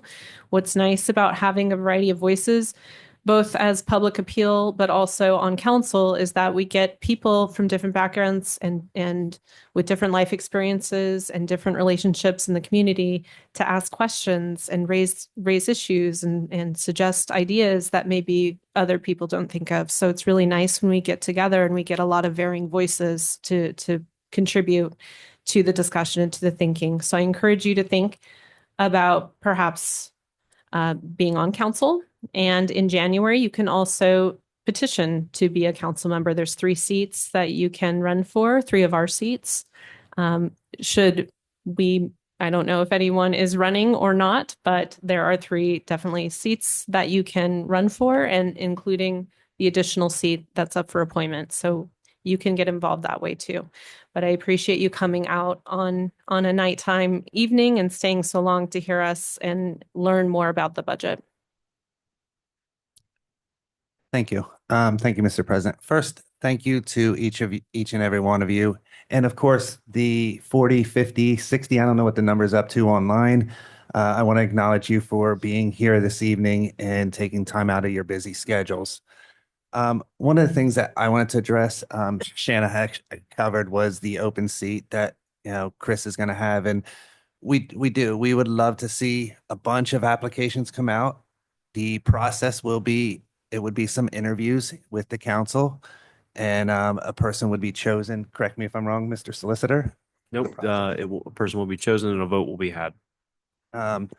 So we do have that upcoming in January. If you're interested, I would honestly ask you to put your applications in now for that. One of the other things that I brought with me this evening, and I want to acknowledge someone had mentioned Shane. This is the budget message that we receive before we even start the process. It is 265 pages of data and everything that we could, would, should think about for the budget is in this. Let me tell you, it's not easy reading. I've fallen asleep several times reading it. No offense, Shane. But he takes a lot of time and effort to put this in to give us the best tools so we can try to make decisions on everything that we have. Like I said, it's not easy reading. It takes you time. You got to understand it. But there's good follow-up and there's good information. The second thing that I have here with me this evening is our original budget draft. When we started this process, as Mr. Pepe alluded to, it was at $3,060,820.54. The number we whittled that down to, that was our deficit, was $1,258,114.95. Almost a third, we cut it down. We didn't just take it lightly. We don't want to pay more. Believe me, we don't. Cutting all that, cutting positions when people were sitting here. We actually had department heads here because it's a public meeting and they were here. And we had to tell them, we're not keeping your job anymore. You're done. That's not easy to do. Sit here and if you're sitting out there right now and your job was on the line and we told you, no, we're cutting it because we have to make budget. It's not easy, folks. It's not. And I agree. The budget should be lower, could be lower. I don't know. But I would tell you everything from we didn't give an increase to the library this year. $4,000 they asked for. We cut it. We said no increase for you either. Those types of decisions where we cut and cut and cut, and we debated 4-3, a lot of votes were that, like Shanna said, we had very debates to get it down to this number. It wasn't easy. And I'd like to know where we could, and input from you all. Gladly give it to me, email me, call me. Some of you have my personal number. I know you do. I know Chris does. Some of you, you haven't called me. But to be real, we're all open to it. We have our emails published on the website. If you want mine afterwards, it's there. The only thing that I would like to see us do differently, and some of you have brought this up to my attention, is we didn't have the final numbers out posted like we should on the website as quick as we should. We will fix that for next year. I guarantee I've talked to a lot of people and we will get, when the budget draft comes out, again, somebody said about communication, they said different things we can do. I agree. And I thank you for bringing that to our attention. It's some things that we can do better. We do follow all laws. I will say that, Sunshine Act and everything. But can we be better? Absolutely. Could you hold us to be better? Absolutely. I sit in this chair with one more year here. After that, I don't know what I'm going to do. I've been here 11 years. It'll be 12 years next year. I thank everybody for their votes the past few years, but we'll see where that goes. But thank you. Continue to come out, continue to give us ideas, send them. And, somebody said about a survey, I don't know if it was Chris or someone else, but maybe what Mr. Brown was saying. Maybe we do need to get a little bit deeper and see what the residents, maybe they want some different changes that we got to look into. And if that's the case, then we have to have that discussion. I think the council will. I know I will, as long as I'm here, and we'll take your ideas and try to do best we can. Again, thank you, and hope you have a good evening.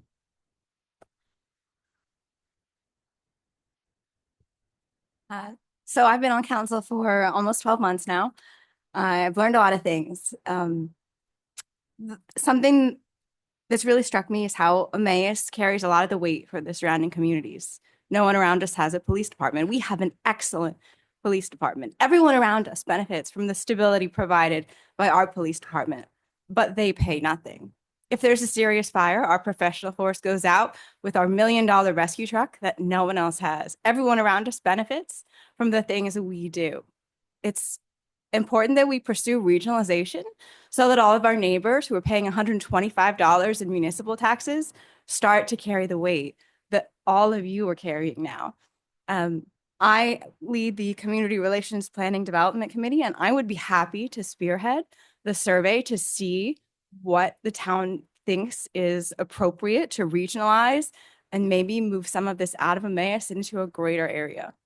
But that won't help us today, will help us for the next 100 years. Thank you. Jane, do you have anything else to? No. Anybody else? Shane, can you speak to when's the deadline for the position? It's December 27th, is it? For For excuse me? the council, opening? the open position? I think For the it was the 28th. I think it was the Yeah. 20. It's I this was gonna month, say, I though. think it's, Yeah. I believe the deadline, we'll get a better answer for you, and this is online, I think. But I believe it's the 28th you would have to apply for Mr. Hohenscheid's, It's definitely the 27th. 27th. Yeah, it's Friday the 27th. And you would send letters of interest to Borough Hall, send them to my attention. And then we'll get them out to council as they come in. I think that the Meeting that day too. no, the goal is that Borough Council would like to make that appointment at its first council meeting in January on January 6th. So the idea would be that I believe we're gonna advertise the meeting to start at like 5 or 5:30. We would get right into interviews of candidates, and the idea would be that council would appoint that candidate literally that evening, and they could take the seat for the rest of that council meeting that night, and then moving forward. Mr. President, I would like to suggest that we move on with this, with this meeting and move the items of the budget in line 11C, 11D, and 11E ordinance 1274, 1275, and 1276 forward underneath and replace community minute with this. So the gentleman that suggested that we bump it up, I would ask that we bump this up and move this switched up. You guys can vote to amend your agenda under Robert's rules. That's perfectly fine, as well as under the Sunshine Act. Yep. The only other thing I would suggest, then, if you are going to do that, I would suggest possibly moving the second public comment period up so people could make their comments.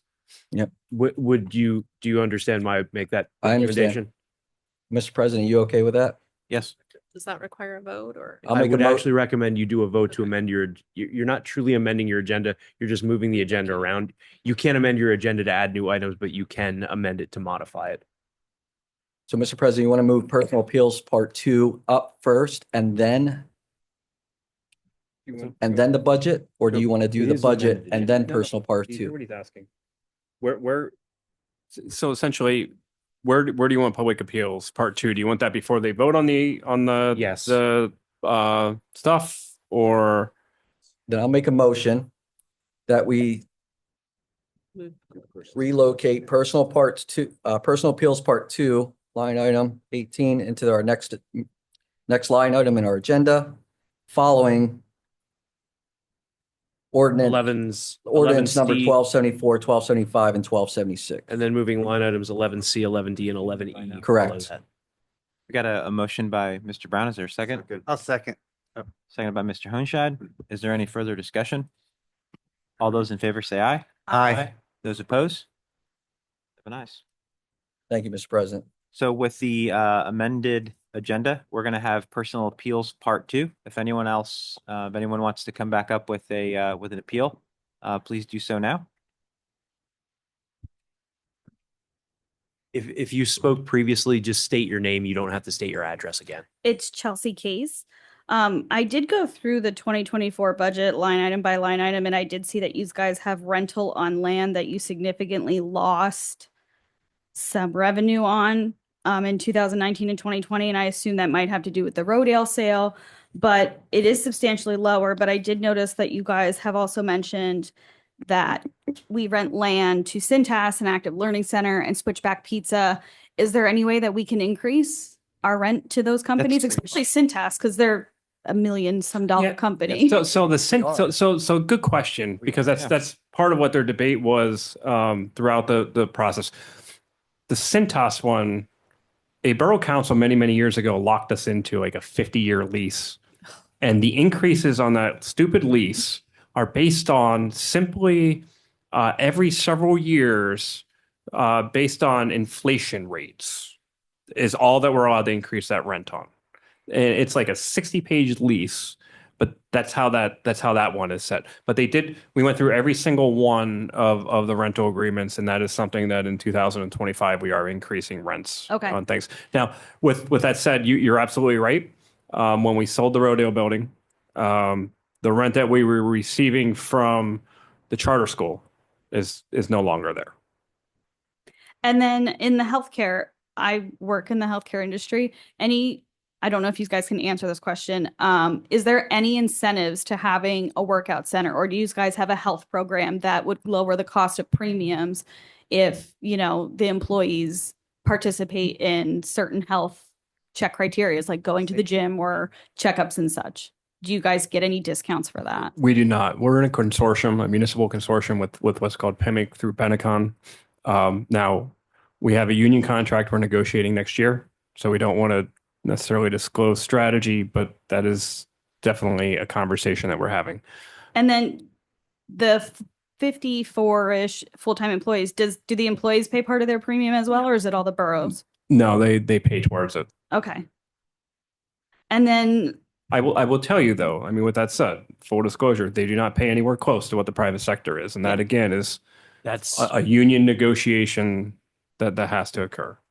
And then the library, they didn't take the roof into reconsideration at all when they built on the addition, like the current condition of the current roof. So we own that building. We have pieced together pieces of that roof, but the main roof itself has been a problem. It has 3 layers of roof over it. So over the years, when they replaced the roof, they didn't replace it. They just built over it. It's now at the point of roof rot underneath. That was not part of their addition when they got the grant money to do that, or the private match funding that they got. Okay. And then is there anything that we can do as a community to raise the $4,000 for the library fund? Yes. Yeah, Yes. As a matter of absolutely. fact, you can. Yeah. Okay. Yeah. And So we have to be careful.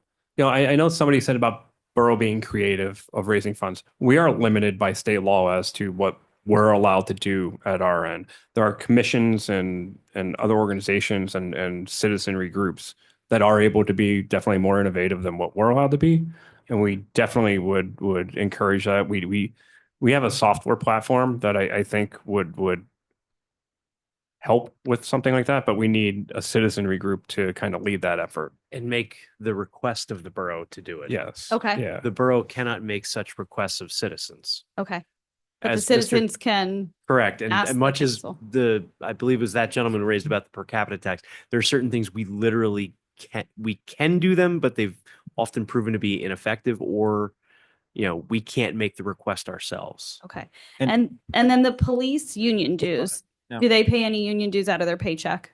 Yes. Yeah. Police union, their dues are all their dues. We don't pay. And then towards there's their like, dues. you guys said that you had an increase. Is there that, I'm assuming, a burden of your responsibility towards the union dues? We have no, we didn't say anything about union. Oh, I thought I thought there No. was something about the police You- covering. Oh, pension. pension board. Yeah. Okay. thank you. Union dues are unrelated. Those are private between the union and the employees of that union. Yeah. So the pension, especially for police, we're mandated by law under Act 611 to have a defined benefit pension plan, because the police don't get Social Security benefits. So state law requires us to have a defined benefit pension program for a police department. So there's what's called a minimum municipal obligation based on the value of the pension, based on what they pay in, based on how the investments did in the market. And every year we are mandated, to pay a certain amount of money based on those calculations. Based on what the state actuary comes up with. It's not a calculation. We have a Shane, determination. can you point out, that's just the police, but what we're currently doing with all our other employees? Yeah. So again, as we talked about getting rid of post-retirement healthcare out of union contracts, one of the things that council has worked on over the years is also changing the pension formula for all non-police pensions, because every pension was the defined benefit pension, which means no matter how bad the market is or how good it is, an employee is guaranteed a certain monthly payment without risk, right? And so the taxpayers have that entire burden for the rest of that employee's life while they're retired.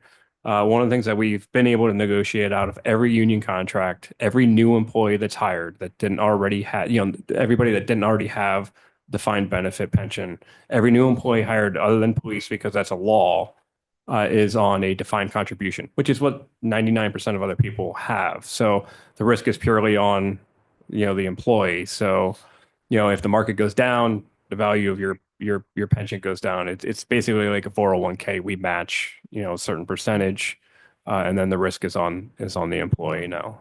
And then I just have one final question. I did notice there is the federal mandate for the CDL mandated drug testing and stuff like that. I saw that it substantially went up. It was like $1,100 and then it went up to $15,000. Did they mandate a change on how that process is done? Yeah, so it's not the drug testing piece, it's the CDL licensing piece. Okay. So the federal government changed CDL licensing laws. So now you can't just go and get your CDL license like you used to. They now mandate, and it's a good thing, because there are too many truck drivers and CDL licensed people out there who quite honestly weren't qualified to do what they're doing, but they were able to pass the test. Now what the law mandates is that you actually have to go to a training course and have a certified CDL trainer for so many weeks, so many months, so many hours on the truck.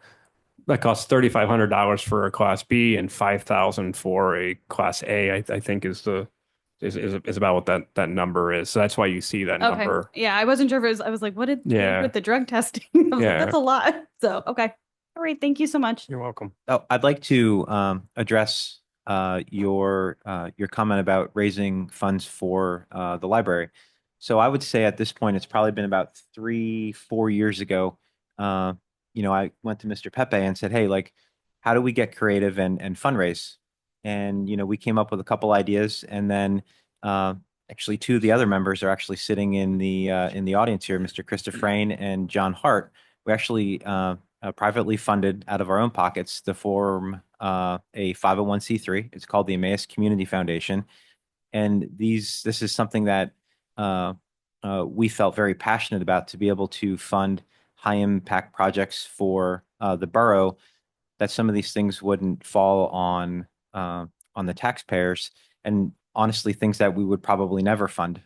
We've spent over the last couple of years out of grants, we've spent a couple $100,000 in getting park studies done, pool studies done, and all of these other things.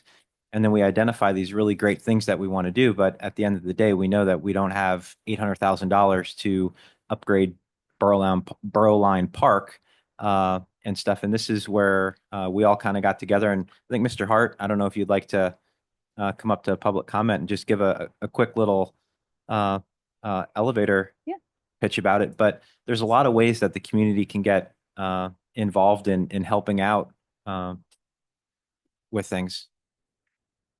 As Chad mentioned, I'm John Hart. I'm a former. He still hasn't learned that, Chris. Borough the microphone, councilman. John. Borough councilman. And I stepped down in December of this past year. One of the frustrations I had as a borough councilman was finding out that we were, as council people, unable to raise funds to ask you for money for certain things that weren't included in the budget. So we mimic what other communities have done, including the school district. There's a East Penn School District Foundation that exists that collects monies out of donations. So if you're looking to donate to certain things, please look us up online, and feel free to send monies to, for example, to help the library to put a new roof on, if that's not going to be included in the budget. More to come. You'll be receiving it, some things in your mail, but we're available online. It's EmmausCommunityFoundation.org. Thanks.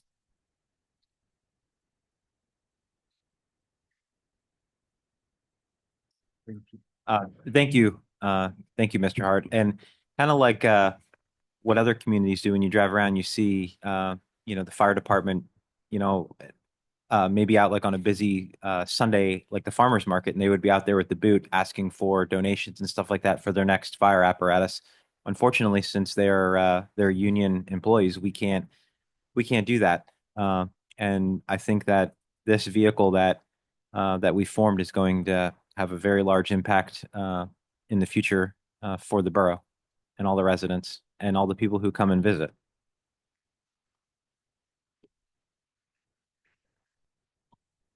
Tim Gasicki.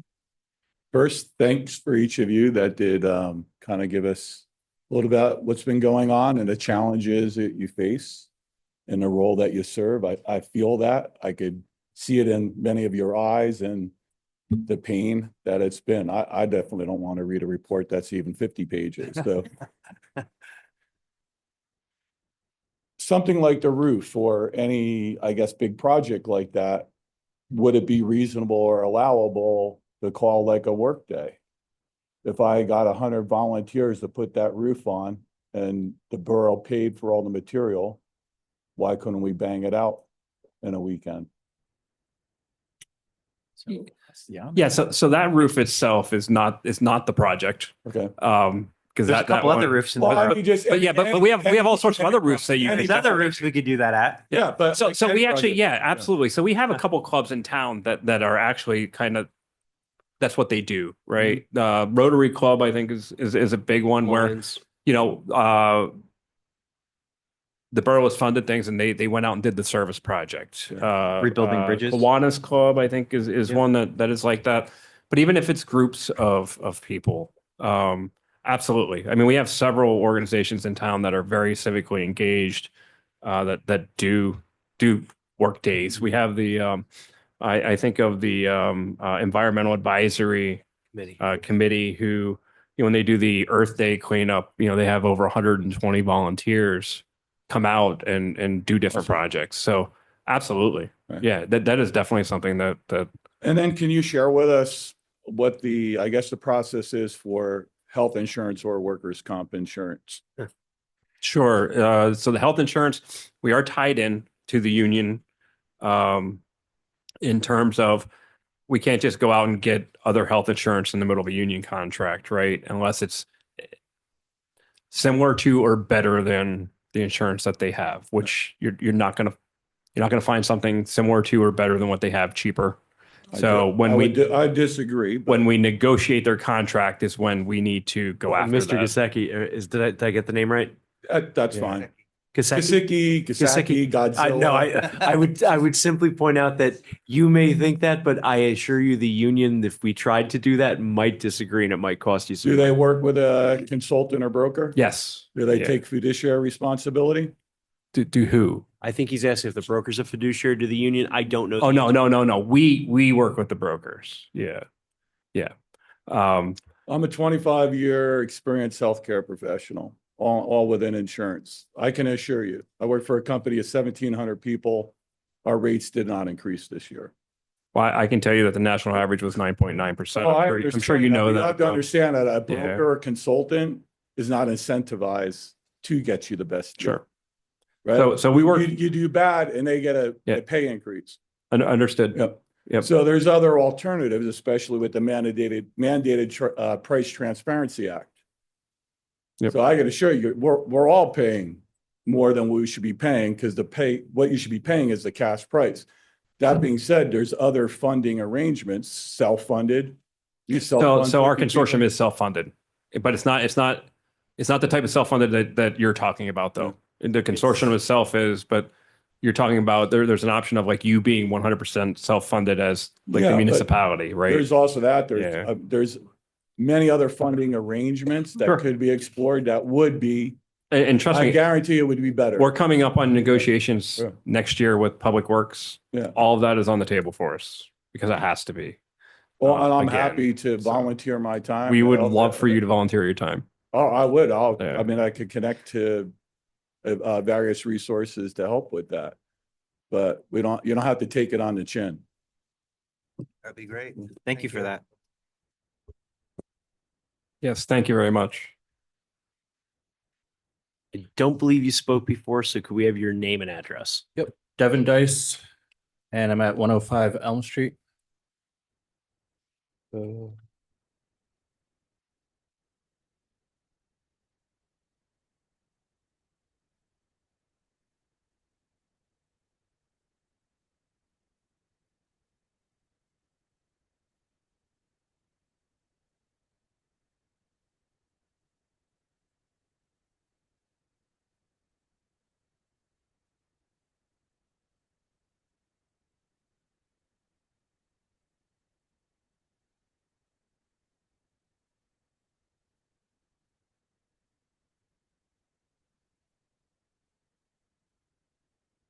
All right. So I was curious about the status of the contaminated well. Is that running at 100%? No, sir. Let me, I'll respond. Okay. Yeah.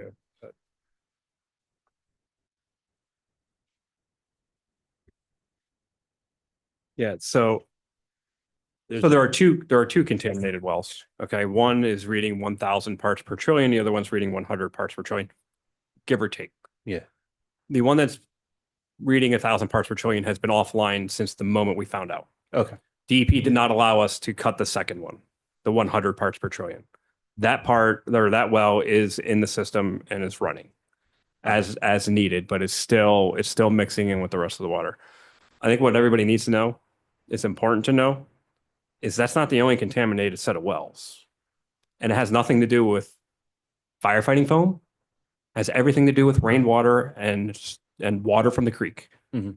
If you go and test the Little Lehigh, it's going to test positive for PFAS. How do we know that? Because two of our wells along the creek feed from the underground streams from the Little Lehigh, and they're both testing positive for PFAS.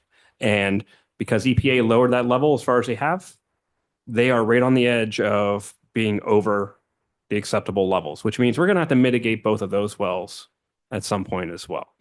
But the one that's online that is highest contaminated is the one that's at 100 parts per trillion, not the one that's at 1,000. That one's been offline since the word go. The issue is they're both pulling from the same plume of water. I can say that since that change, I had a case of cancer a while back. After then, I put in a water filter. That water filter came back with slime on it. So after the change, I could say this. I haven't seen any slime on that filter anymore, so that's good. The other thing I wanted to bring up as far as the police, As far as what? the police department, I don't think that they need, well, I'm not going to say what my thoughts are. I'm just going to say they could do a better job because I had called the police for a theft of package at which a suspect was caught. Where the theft occurred, my neighbor hasn't been able to press charges, and my name is identified as the suspect on the police website, which is embarrassing. So I would like to have accuracy as far as when the police file their reports or whatever they do, that the suspect gets put through all the way, and then we can follow through with pressing charges on them. Because as of right now, we can't press charges. So have you spoken with the chief of police or the mayor about that issue yet? Not yet, but I just saw it, and I'll be bringing it up. Yeah, they would be your best, as far as your particular issue, they would be your best avenue to have a conversation with. All right. Thank you. Yep. You're welcome. Thank you.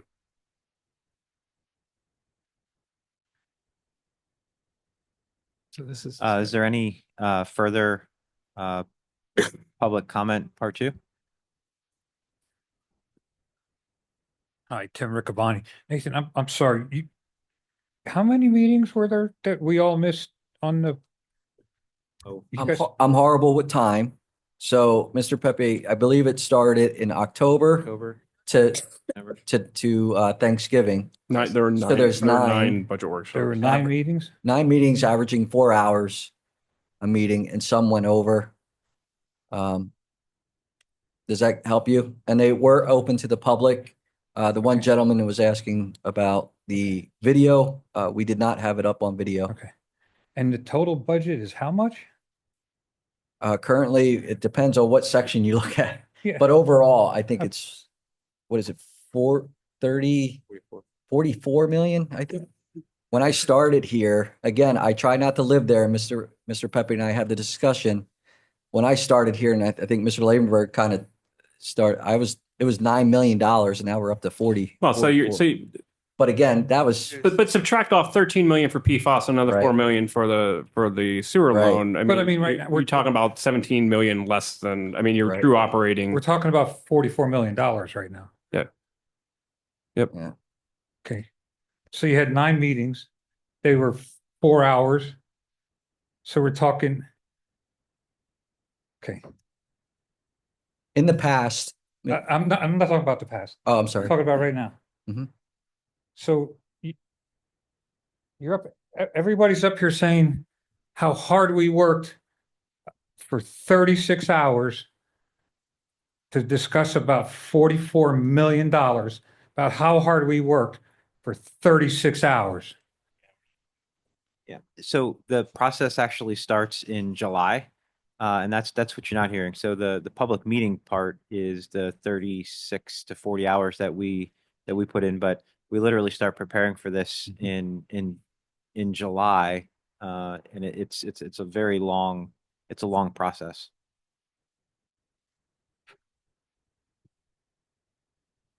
Does anybody really understand why the citizens are so upset?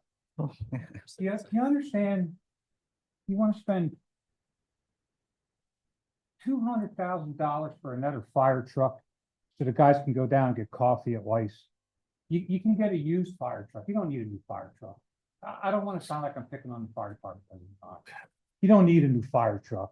You don't need new dump trucks. You don't need, you want to cut some money? I don't think we don't. I'm in the transportation industry. You don't need, listen, you want to cut some more? Nathan, you said that if somebody wants to sit down with me and figure out how to cut some money. Yeah. When do you want to sit down? Tomorrow? What time you get off? I'll start at 6 a.m. and I'll probably be off around 4, so I can meet you. You want to go to the diner? I'll go to the diner. I'll sit down with you at the diner. I work 2 jobs, but I'll take off tomorrow. We'll get together. Where do you want to go? You want to meet at Superior or up at the Emmaus? We'll go to Emmaus Diner. I'm at 4 o'clock tomorrow. Let me ask you this, and let me ask the folks this. So tonight we're voting on this. It comes down to like right now. Now, we technically can fail this and go to the end of the year, December, and give us 2 more weeks. The question is, what if we make a decision? If we make a decision right now to say, all right, we're not passing this, everybody came out, we're not going to pass this tonight. We got to fix it. Right? No, but the question is, without doing detrimental issues, without taking a plan or a resolution, we don't have that plan. What has to happen is somebody said it earlier, you've got to start within weeks. Was that you, Mr. President? Somebody said we have 10 days to advertise the budget. No, but a resident said, no, hold on, let me just say this. Let him finish. That is, we got to come up with a plan and a philosophy and a financial forecasting. We have done a great job of doing this. So with that said, we can pass it tonight, right? We can pass it tonight. All right, we know what we did. We know what we have. Now, starting in January, my goal is to get together with some other council members that are smarter than I am, the ones that are into numbers, that are in, my job is a project manager. So I surround myself with leaders, okay? And people that can do things better than I can. So what the job is, hey, what's the numbers look like in the next 3 years? We got Mr. Pepe, who's the brains, who can bring this together. He's got the numbers. He knows how to do it. We got Mr. Watt over there. She can kick butt. So the thing is that we pass it tonight, fix our mistakes, and look at it again for next year. The problem is, this is the problem with politicians, is that once a tax increase is in, when's the last time you see it go down? Exactly, and that's bull crap. So the goal is let's pass it and let's fix it, because we're all here together next year. So that's my plan, that's my goal, and I'm out of time. Thank you, Mr. Solicitor. I don't know if I took his time, but technically he still has. I know. So anyway, did I apologize to council if I am over speaking. Mr. President, you can just please stop me. We appreciate you letting us all come in here and view our anger, because that's what it is. It's frustration, anger. And we know as citizens, it doesn't matter what we say. You all are gonna do what you're gonna do, because it's not gonna change anything. It never does. I wish that would change. It- I it- don't know how that's going to change, but the national narrative and everything has filtered down to us so bad. We're so divided. How do you change that? I got Mr. Hohenscheid here as a Dem. Him and I are working together as an R. I mean, Mr. Barrett was here. He was most conservative than I was. So how do you fix that? I don't know. But these meetings tonight are beautiful. And We your don't- voice does matter. We don't. It does. It does. It does matter. I don't know why I hope that narrative ends tonight. It won't. I know it We're won't. we're all leaving here. We're all leaving here feeling the same. Yeah, way you're that feeling came. pissed. I get it, man. That it was a giant waste of time. Well, It wasn't. Go ahead, Well, Mr. Hohenscheid. I'm I know it. think about how the temperature in this room, and I don't mean the actual temperature. The Think about temperature in this room came down here because I don't want to leave here other than under my own two legs. That's why the temperature came down.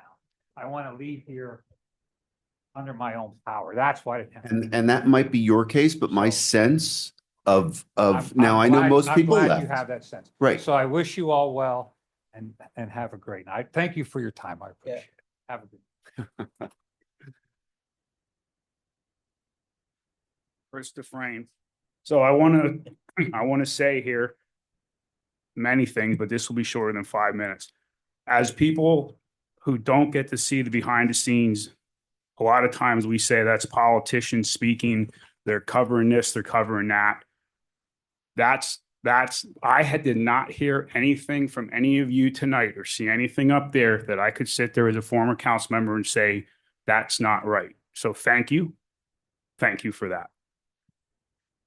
Bids. They're correct in the bids. You know what? I was taught a long time ago to never say never or always, because it's not true.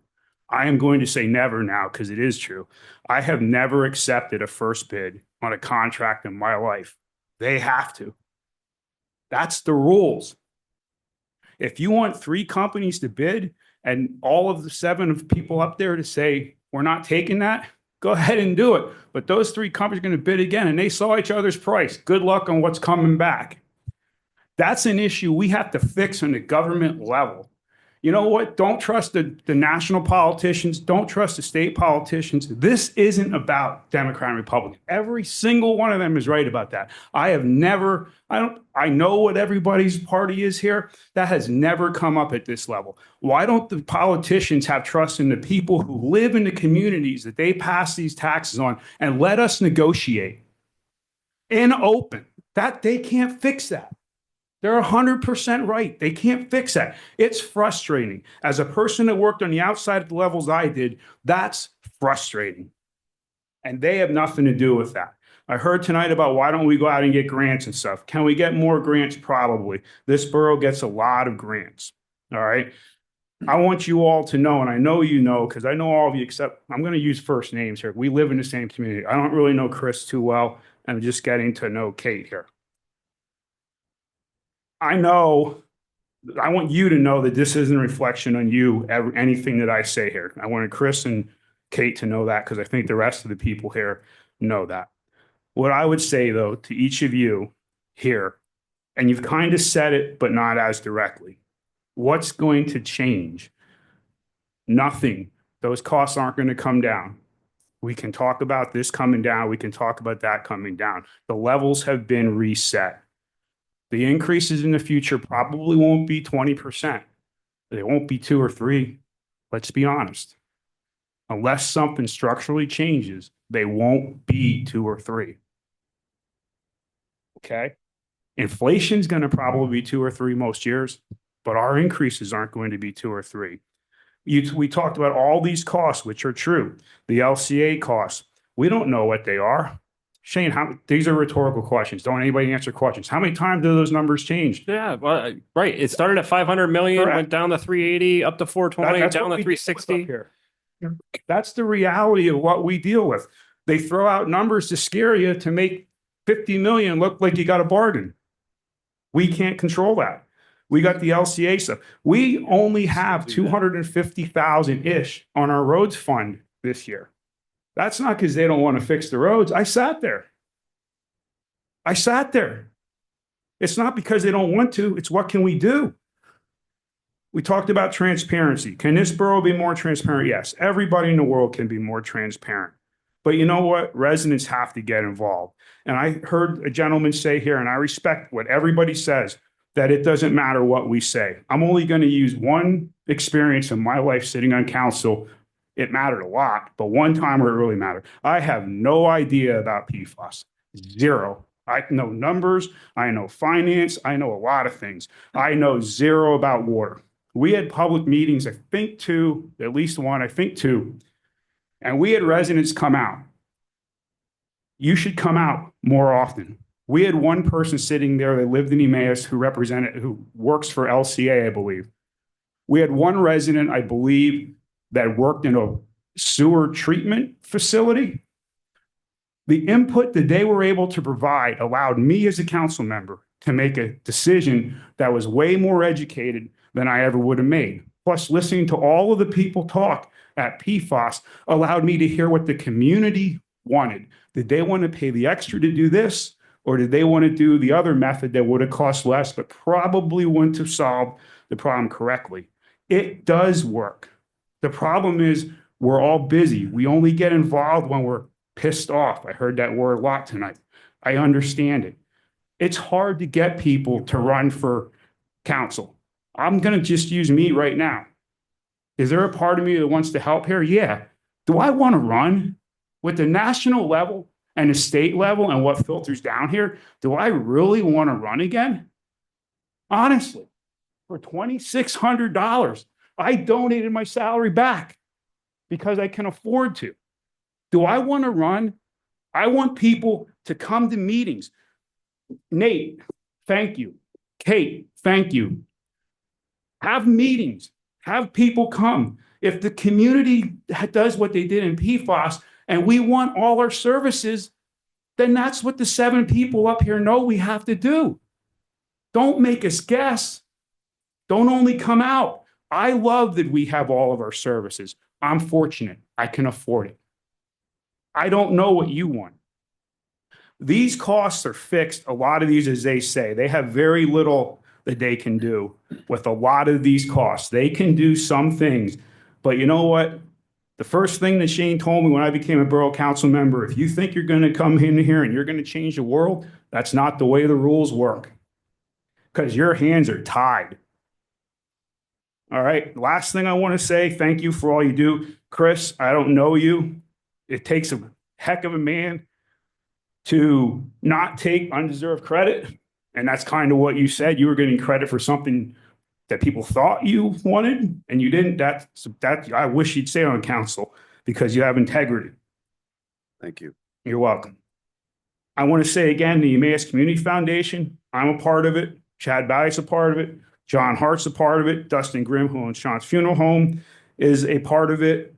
Janie Slaman is a part of it. There's a banker from Nutropoli Bank. Am I missing anyone, John? Evan, who is in the water treatment down here, Evan Walter. So there's about 7 or 8 of us that do that. You're missing Pete. Yes, thank you. Pete Adams. See, that's how new we are. As Chad said, 3 of us were on council, 1 still is. We knew there were so many things for just the quality of life in Emmaus that we're going to never get done here because they can't, or we'd be passing 5 mil increases here.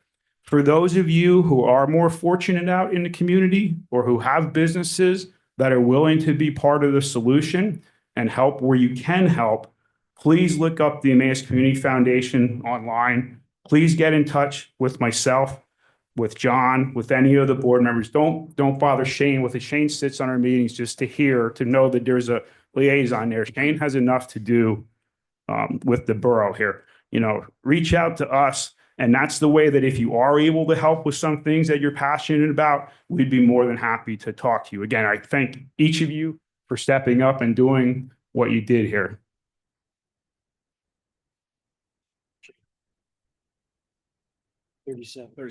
Just real fast, Jonathan Wilhite. Just a little clarity on the taxes. So some people may not be clear that when you pay your taxes, they are divided out between your school taxes, your county taxes, and the borough taxes. And by far, the borough tax is the smallest, lowest tax. I looked it up. The municipality tax is the lowest. No? County. County? All right, so county. So the county tax and the borough tax are by far way, way lower than the school tax. So when people come in here and say, my taxes are $5,000 and they're going to go up 26%, that's not really the case as far as I'm concerned. Maybe there's a few people that pay $5,000 in borough tax, but that would be a very, very, very small amount of people. The properties that I looked up that I'm looking at, a brand new twin valued at $300,000, the borough receives $1,066 from that property. The total impact, the increase is going to be like $260 over the course of 12 months, which comes out to about $25, $30. So the increase on the borough tax, although it says 26%, which that's what all the hype is. The hype is 26% increase. And the media took that and ran a newspaper and said 26% increase. Everyone lost their mind. It went on Facebook. I had friends, developers from Bethlehem who came over and said, John, look at this. Well-known developer said, John, Emmaus is raising their taxes by 26%. I said, run the numbers. The numbers are $25, $30, $40 a month increase. And what do you get for that? So I was ticked when I saw the article that said 26%. But when you run the 26% on the $1,000, even $2,000, even if your taxes are $2,000, that's $43 a month increase in order to keep our police, keep our fire, keep our salaried positions.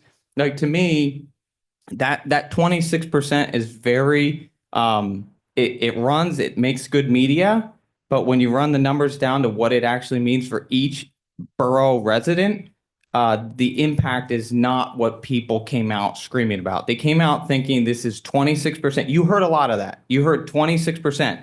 Not one person came up here today and said, my taxes are going up by $43 a month. You did not hear that once. And the reason is because they just ran with the story, 26%, and they didn't actually run the numbers to see what impact they had. If they really thought their taxes were going up $43 a month, they wouldn't even blink. Netflix would go from $10 to $20, which is 100% increase. And yet we don't have a story that's run, and we don't have 200 people that show up to a town meeting.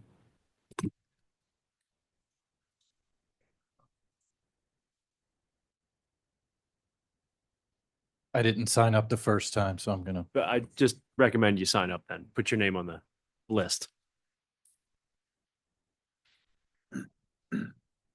Pass the cookies. They're hungry.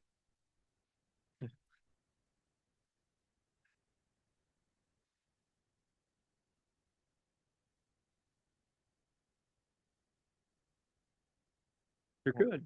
Banana bread. There's banana bread, but it hasn't been opened yet. Stay out of your own. That's your own. Don't get high on your own supply. Again, my name is David Hudnell. I would like to What's your thank my address, constituent, Mr. Hugnall?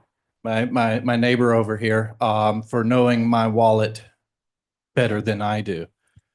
And it's not just about the 26% increase, because also we are going to be in the very near future looking at school tax increases. And from all the projects that the county wants to do, I guarantee you we're going to very soon have another reassessment. The last one was in 2012, initiated in 2013. It's coming. The issue is when. So when you add that 26% from today to whatever the school wants for their middle schools, to whatever the county wants for all their big purchases, their big projects, it's going to get out of hand for a lot of people really fast. And, you know, I know you have to pass a budget and you have to do it quickly. I would just ask that maybe we start looking into other creative ways of attaining these things. Perhaps we start looking at lease programs for our police cars. I'm not, again, I'm very new here, so I'm not as educated as I should be on the well projects.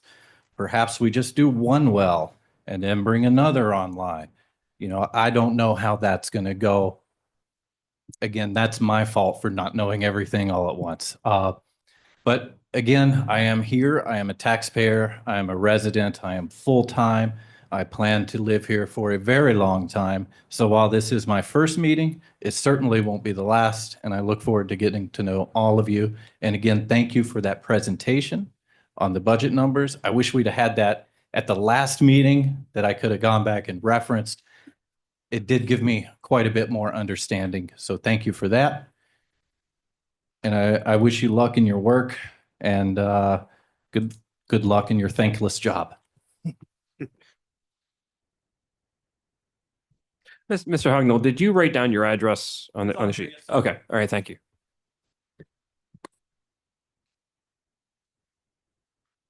There's some cookies back there. You look hungry still. I know you're hungry still. Go ahead. I made that for everybody. And nobody on that side of the table eats them. Very offensive. Hey, too. Where's the vegan ones? I have crumbs here to. You hurt my feelings. Where's the vegan ones? Where's the what? Where's the vegan ones? Yeah, they all have a ton of butter. I told you. They I all would eat do. them if I could. Good evening. Good evening. I came in here to get educated and I certainly got that. So Name and thank- address, sir. Thank you. Yeah. Oh, I'm sorry. My name is Richard Litzenberger. I reside at 512 Furman Street, not too far from Good Dutch from Brett. Yeah, real Dutchy. I did come in tonight to get educated and I thank you for that. Something came up earlier that made me get up to ask some questions. For starters, I am currently the president of the Emmaus Lions Club. And when it was brought up about the library, I do have a couple of questions. The $4,000 that was cut, literally cut from the budget, am I understanding that correctly? Yes, sir.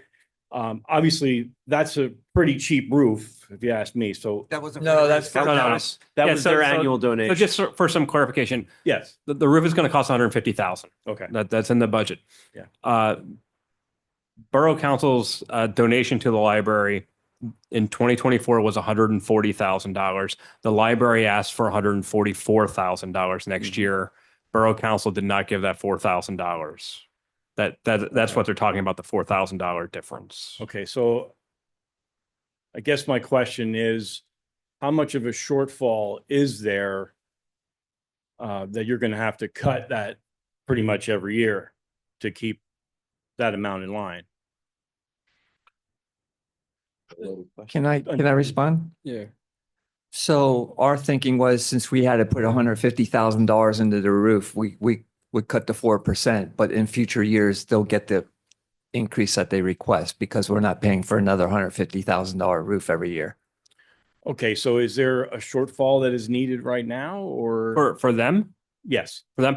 Yeah, so there's definitely a financial struggle for the library. One of the things that they're having trouble with, for example, and it was a public presentation, so we can share this. They're having trouble getting a full-time director because they can't pay benefits because And wages. they don't have enough money to pay benefits for their full-time employees. And so the wages, so to be a full-time librarian, a director, you have to have a master's of library science degree.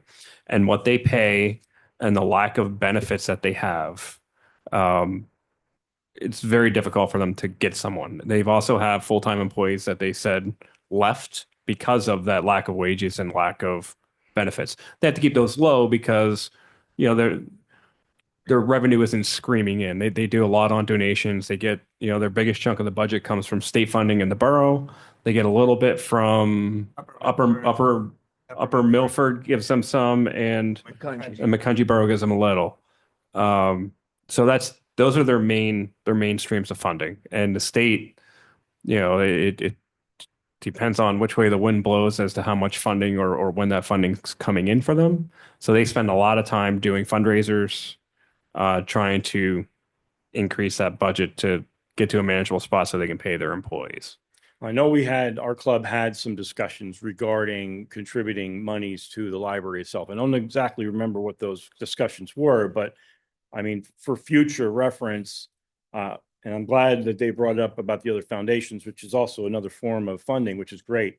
But the service organizations that are in the borough of Emmaus are another avenue that the public as well as council can look at for possible future funding. I mean, I know we pay for the police dog whenever it comes up, and You guys did a lot we at the just fire did that. department as well. Yes, we also did that over years. We've also in the past done a lot with the ambulance corps before I think it went public or private or whatever before that. We used to do a lot of fundraising back then. So the service organizations are a vital important part of our community. So please, let's keep our communication open between our clubs and the council. I know we probably are at some point, but I think it can be maybe improved a little bit. But that's all I have. So thank you very much for letting me on my soapbox. So Thank you for your Thank you. volunteering. Thank you. Thank you.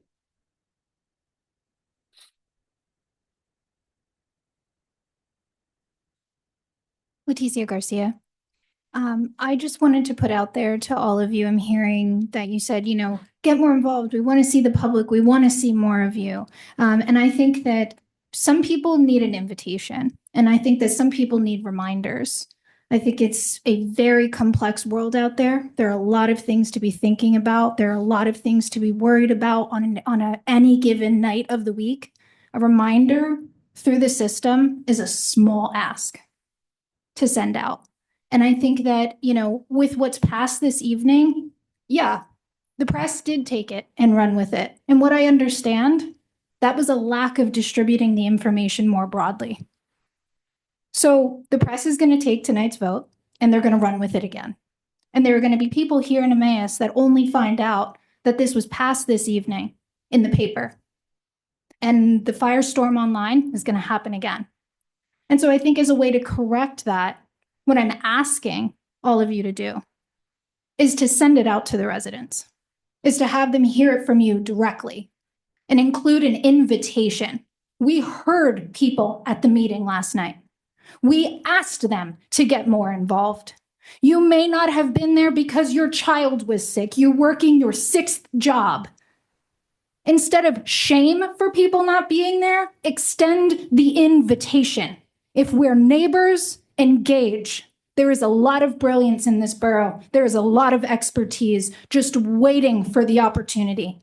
But when we are not invited in and expected to show up in today's world without a simple reminder and then blamed for the fact that we didn't show up at meetings, that we're not, transparency is an interesting word. Because if I print something off and I put it on my front door, then I can say I was transparent.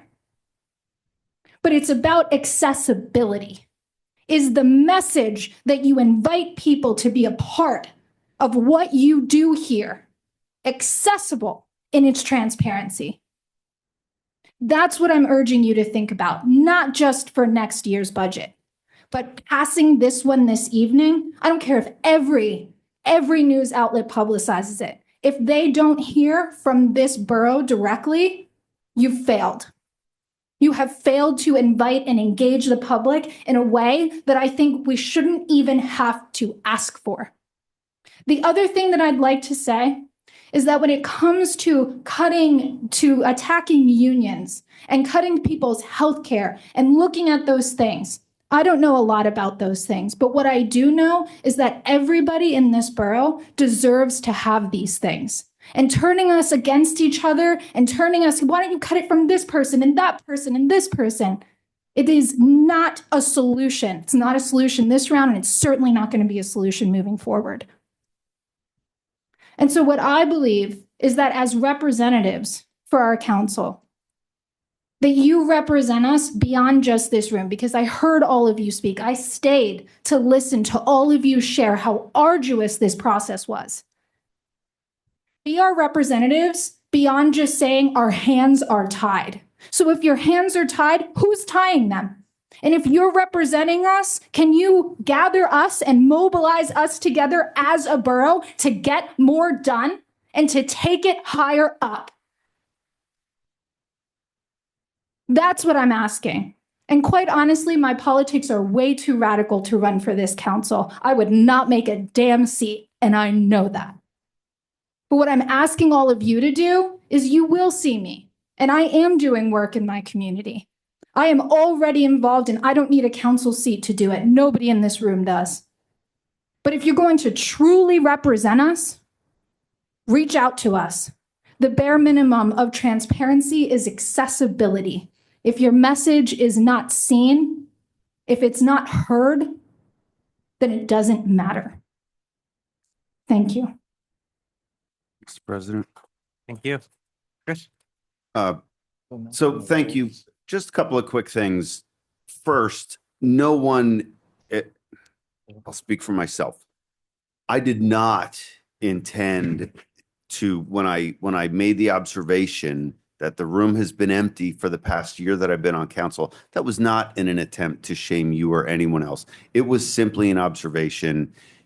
And I followed that immediately up with, this is what we should see, right? This is what I love to see, an engaged citizenry. As far as the transparency and the notification, so right on the borough website, right at the top, it says notify me. You click on that and you can go down through, and any notifications that you want, you can sign up for them. The problem with sending out texts and phone calls for every borough council meeting, every committee meeting, we have 7 committees plus 2 borough council meetings. That's 9 meetings a month. On top of when, the Halloween parade is coming up, or when refuse is delayed by a day. If we start sending all of those messages out, Shane and our office staff will get bombarded with people saying, stop calling me, stop texting me every 3 days. So it's tough. It's, where's the balance? So that is one thing that everyone could do. Go on to that notify me, look for the notifications. You can, I think you have the option of email or text or both. And then, when all of these different things, and there's probably 24 options for you on there. So that is another option. You can also subscribe to the calendar too. It'll automatically import into any of your smart devices where it'll have all of the committees and the meetings. You can subscribe which ones you want. And one final observation, all of these meetings are online on Zoom, so you can actually join online. So you don't have to Or physically watch a be here. replay. Or watch a replay. With the exception, those budget meetings were not, to that gentleman right there, they were not done because that's not required under the act. I understand workshops aren't required. Right, because workshops are treated slightly differently because they're open discussion. Get that, but every other commission, committee. Not a lot of them. If you're on Zoom, you can hit that record button. You can, but that's not something that most municipalities do not do that for workshops. That I can tell you. Not workshops. But that's what a budget workshop is. No, he's talking about committees. Oh, but for committees, the same thing. They're not usually online. If you're on Zoom, you can hit record. Any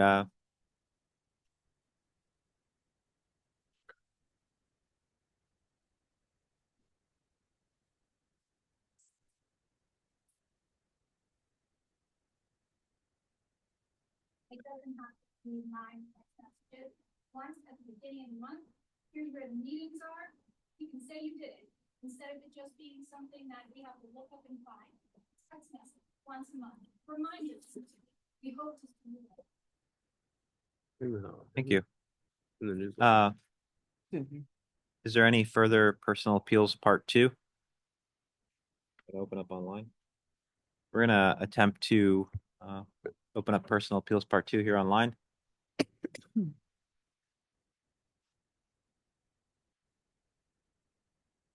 Anyone with a personal appeal? You want to make the statement or you want me to do it?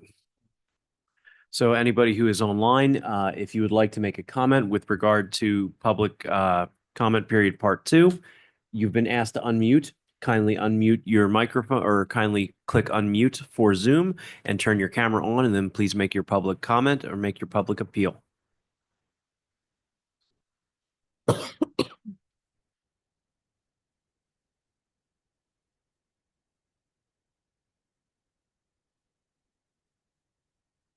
All right, hearing none. We have one, Oh, we have one? maybe. Ms. O'Boyle, do you wish to speak? Yes, I do. All right, can you kindly turn your camera on? Hold on just a second. Give me just a second there. Give us 1 second. We have to turn it on for you.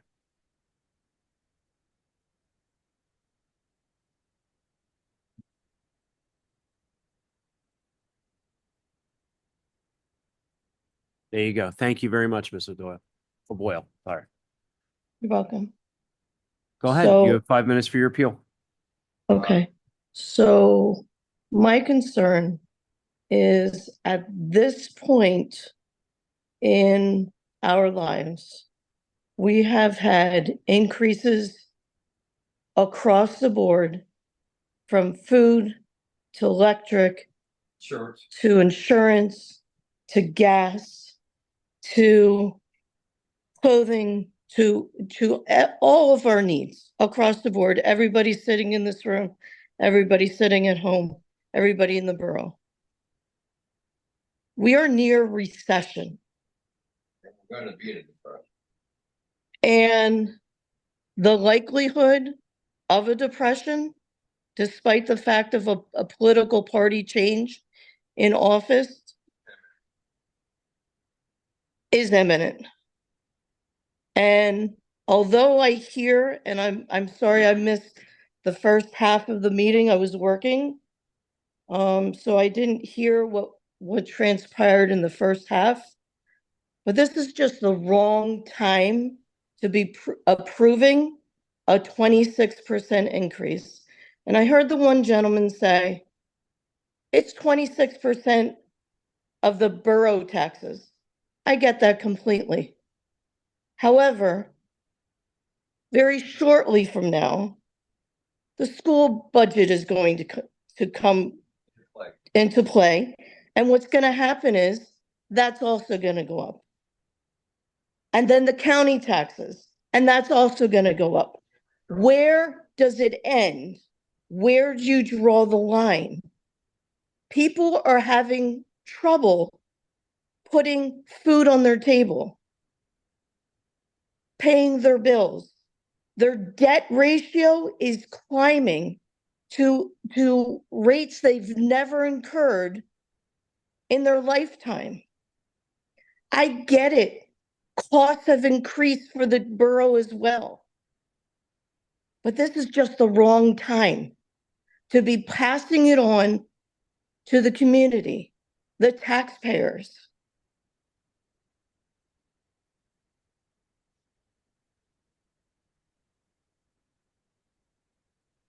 Parks are something that can be. Again, I missed the first half of the meeting. I apologize for that. I don't know what was discussed with the budget, but I hear that the budget is $44 million and you decreased it by 1.2 million. Sounds like a lot on the surface, and I'm sure that I was the union building rep for many years. I know what it takes to make changes. I know what it takes to get everybody on the same side. I know what it takes to make just the littlest change. But that being said, this is just the wrong time in our lives. The people that are on that foundation, good for you. I'm glad that you could afford to donate to the foundation and don't live paycheck to paycheck. But there are many community members that live paycheck to paycheck and don't have the means. Our elderly don't have the means to go out and get a second job. I heard one of the council members say they have 6 jobs. They're not alone. But our elderly population doesn't have that opportunity to be able to go out and get another job, increase their income, be able to make ends meet. Where does it end? Where do we draw the line? And I heard another person say, well, the police department. We can't make cuts in the police department. Can we make cuts in the department? Can we make, where is it pertinent for us to keep the money flowing and make cuts elsewhere? I don't know. I didn't look at the budget. I didn't look at it line by line. But you people up there who work extremely hard to help us have had the opportunity to look at that 256-page document, to look at it line by line. So I can't speak on that behalf, but I could speak for the borough residents who can't live All right, beyond thank you their very means. much.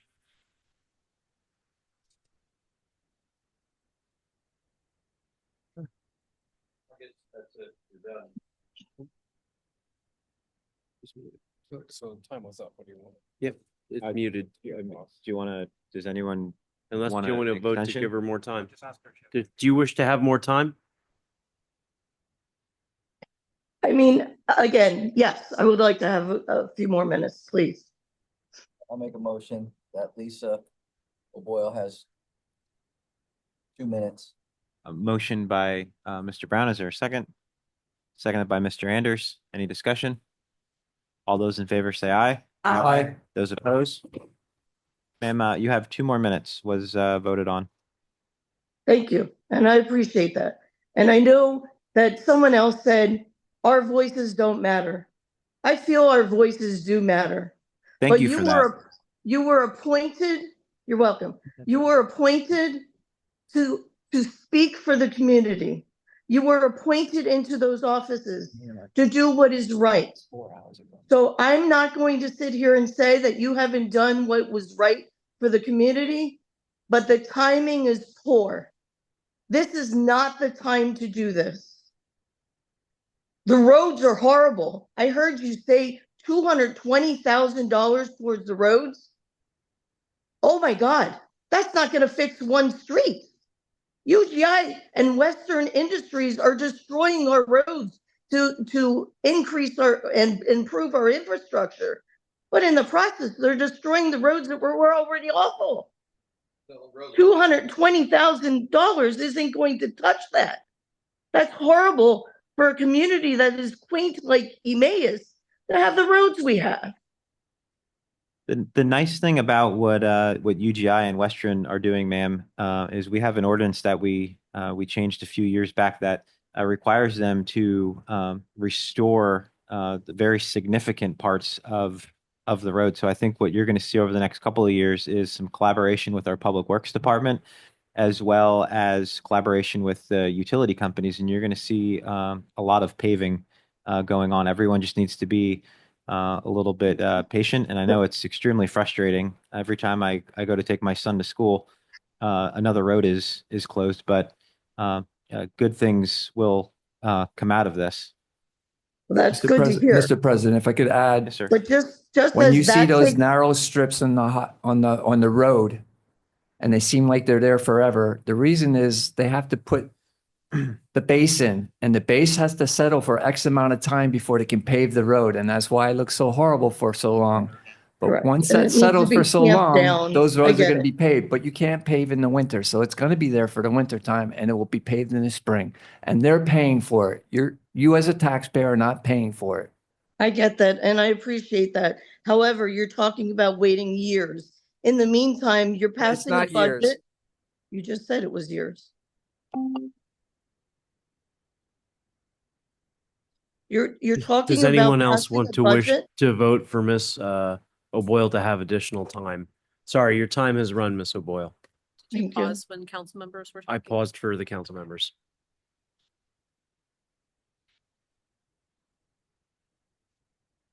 Anybody? Does Miss O'Boyle wish additional time? Yes, please. Does anybody wish to make that motion? 7 minutes already. You've had 7 minutes, which is actually in excess of the normal 5. And I don't see a motion being made, Miss O'Boyle. And I appreciate the 7 minutes, but when your voices are heard and you're listening to what I'm saying, that you're asking for us to be patient and wait for the roads, how about be patient and wait for the the increases that you're talking about, and in a more opportune time rather than when things are amok with the economy. As I said before, you're talking about at a time, this is not a timely moment for anybody other than those people who spoke and said, Okay. I don't live. We paycheck thank you to for your paycheck." opinion, Ms. O'Boyle. Thank you. Thank you.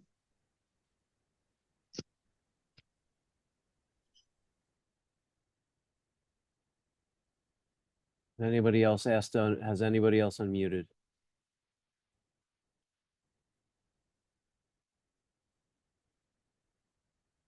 Mr. President, I don't see any. Mr. Pepe, do you see any? Members of council, I believe that closes your public comment section.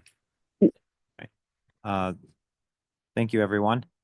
So we will move on then to continue the unfinished business part 1. That's what was voted on. We'll start out with ordinance 11A. Ordinance 1272, an ordinance of the Borough of Emmaus amending Chapter 15 of the Codified Code of Ordinances, extended residential. Well, sorry, point of order. I have a question. We didn't vote to move that one. Do we need to vote to move it, or? I believe we voted to move 11C, 11D, and 11. Not all of, just We not did not 11. move the entire unfinished There's a business CD section. and E. Just CD. Ordinances 1274, 1275, 1275, and 1276. So we're going to start out with 1274. C, Mr. D, President. and E. All right, so with that correction, we're going to start with ordinance 1274, an ordinance amending Chapter 26, Sections 105 and 106 of the Codified Ordinances dealing with the water rate schedule and the billing and collection procedures for the Borough of Emmaus. This is our second reading. Would someone like to make a motion to approve ordinance 1274? So moved. Or motion by Ms. Bumgarner. Is there a second? Second. Seconded by Mr. Anders. Is there any discussion? This is a roll call vote. Mr. Hunshad? Aye. Mr. Brown? Aye. Ms. Bumgarner? Aye. Mr. Labenberg?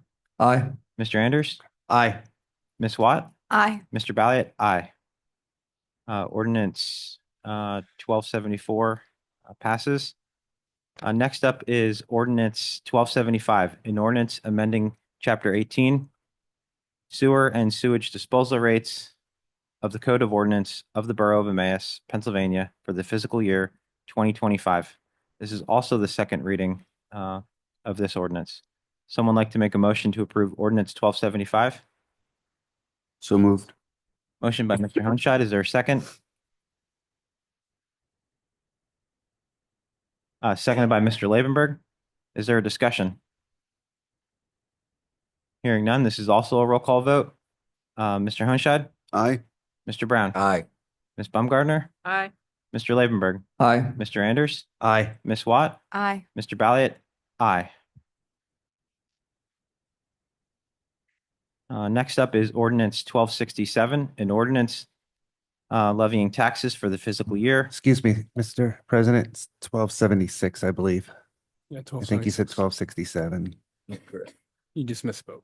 Okay, sorry, ordinance 1267. 1276. I did it again. Sorry. 1276, an ordinance levying taxes for the fiscal year 2025 for the Borough of Emmaus at the rate of 10.4455 mils pursuant to Section 1310 of the Borough Code of the Commonwealth, Pennsylvania, and a revenue neutral levy based on the 2013 Lehigh County tax reassessment split between the general fund tax of 8.1204 mils, a fire fund tax of 1.8461 mils, and a special road fund tax of 0.32 mils, and a street light fund tax of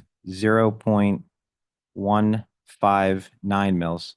This is also the second reading. Would someone like to place this in a form of a motion? So moved. Motion by Mr. Honshad. Is there a second? Second. Second by Mr. Lavenberg. This is also a roll call vote. Discussion? Discussion?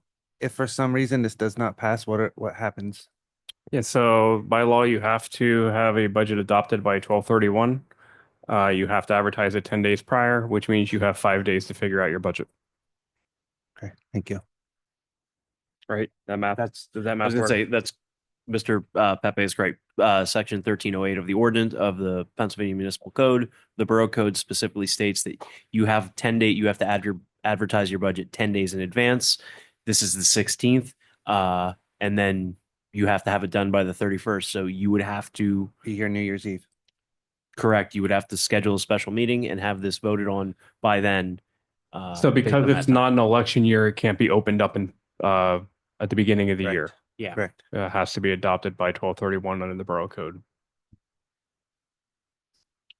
And Mr. President, just real quick to that's to my point I think I was trying to make earlier is that we would only have 5 days without a plan. I think it would be a struggle to make such cuts and to the department heads at this time with that short amount of time of 5 days. I mean, we could just go in there and just start hacking away. Technically. You can. It Yes, would it have would to be have to be advertised 10 days advertised. prior. 10 days prior. So you have to. So you would So have you would to have to advertise decide tomorrow. now to basically do that and reschedule it because we need 10 days to advertise a new budget and you'd have 5 days basically to figure out what that is to get your advertisement in. Which also means you have to advertise any public meeting that you're going to have your debates at too. So Because they're not advertised. it puts you're probably going to have 1 or 2 days at best case scenario. I mean, that's the unfortunate truth to that piece.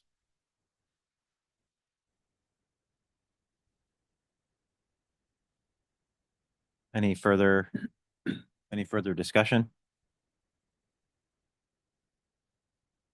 Hearing none, this is a roll call vote. Mr. Hohenscheid, Aye. Mr. Brown, Aye. Ms. Baumgartner, Aye. Mr. Lavenberg, Aye. Mr. Anders, No. Ms. Watt, Aye. Mr. Balliet, aye. Ordinance 1267 passes with a 6-1 vote.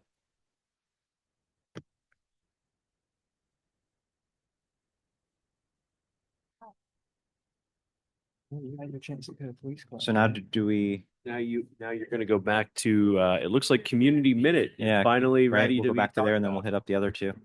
Yep. And then you anyone just go on through the council regular- have a community minute to bring forward?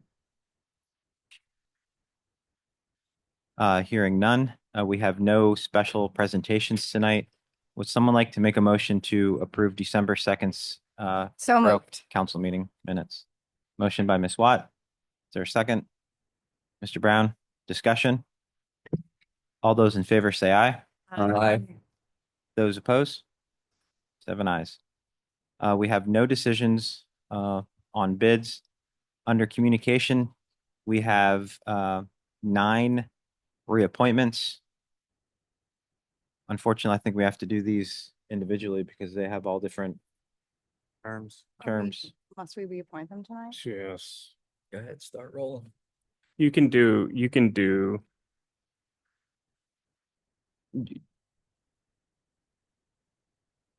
Where'd our solicitor go? Could have done 2 by now. He's been here for 3 hours. He had to go to the bathroom. Oh, I mean, we could just start rolling. You can do through a these individually. blanket unless there's anything in there, anybody in there that you don't feel comfortable with, but you can just name their names and what the commission is.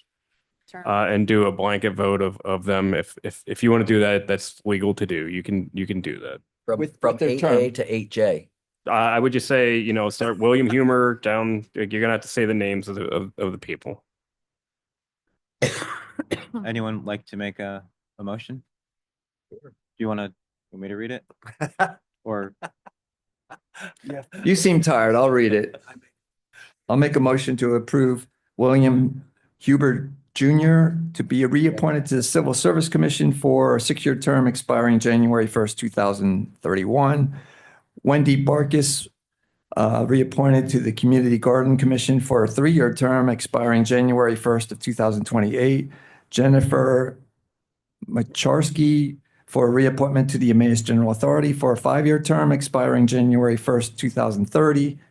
Frederica Stringfellow, reappointment to the Library Board for a 3-year term expiring January 1st, 2028. Christopher Carter, reappointed to the Library Board, 3-year term expiring January 1st, 2028. John Stover, reappointed to the Zoning Board as an alternate for a 3-year term expiring January 1st, 2028. Susan Schmidt, reappointment to the Zoning Hearing Board for a 3-year term expiring January 1st, 2028. John Hart, reappointed to the Board of Health for a 5-year term for expiring January 1st, 2030. So moved. Motion by Mr. Labenberg. Is there a second? Seconded by Mr. Brown. Any discussion? All those in favor say aye. Aye. Those opposed? Motion carries. We have a letter of resignation from Ken Blythe. He is resigning from the Historic Commission effective December 4th.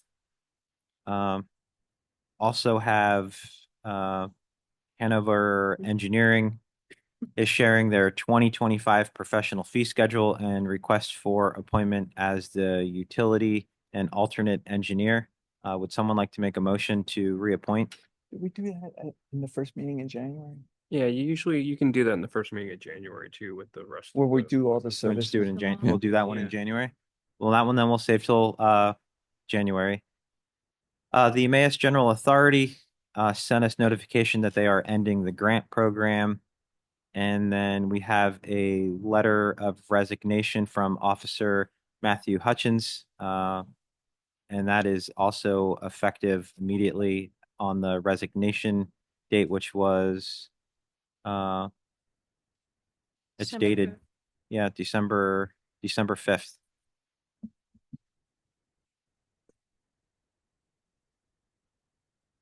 We're going to go and do unfinished business part 1 and finish that up. That it's ordinance 1272, an ordinance to the Borough of Emmaus, amending chapter 15 of the Consolidated Code of Ordinances, extending residential permit parking areas to additional streets throughout the borough. This is a second reading, and this one was Walnut's, correct, Walnut Street. yeah, Good. Walnut Street through 9th Street. Would someone like to make a motion? So moved. Motion by Ms. Bumgarner. Is there a second? Second. Seconded by Mr. Honshad. Any discussion? All those in favor say aye. Roll call. Aye. Roll call Ordinance, vote. sorry. Ordinance, roll call vote. Mr. Honshad, Aye. Mr. Brown, Aye. Ms. Bumgarner, Aye. Mr. Lavenberg, Aye. Mr. Anders, Aye. Ms. Watt, Aye. Mr. Balliet, aye. The next is also a parking ordinance, ordinance 1273, an ordinance amending of the Borough of Emmaus, Lehigh County, Pennsylvania, amending Chapter 15, Part 5, parking kiosk zones, and Part 6 of off-street unmetered parking of the Borough of Emmaus Borough Code to establish amended regulations relating to disabled parking, timed parking, and eliminating the kiosks located at 311 Main Street. This is the second reading. Is there a motion? So moved. Motion by Mr. Honshad. Is there a second? Second. Second by Ms. Watt. Any discussion? Mr. Lavenberg? As I stated before, I'll be voting no. I was opposed to purchasing this lot, and now that we purchased it, I was hoping it would generate revenue to help pay for the loan that we borrowed the money for, to pay for it. And although it's barely making money, it is making money, and I don't think we properly signed it where we can get people to start using it a little bit more, especially on our Sundays with our farmers market. And I'll be voting no because I think we should try harder to generate revenue with it. Any other discussion? Roll call vote.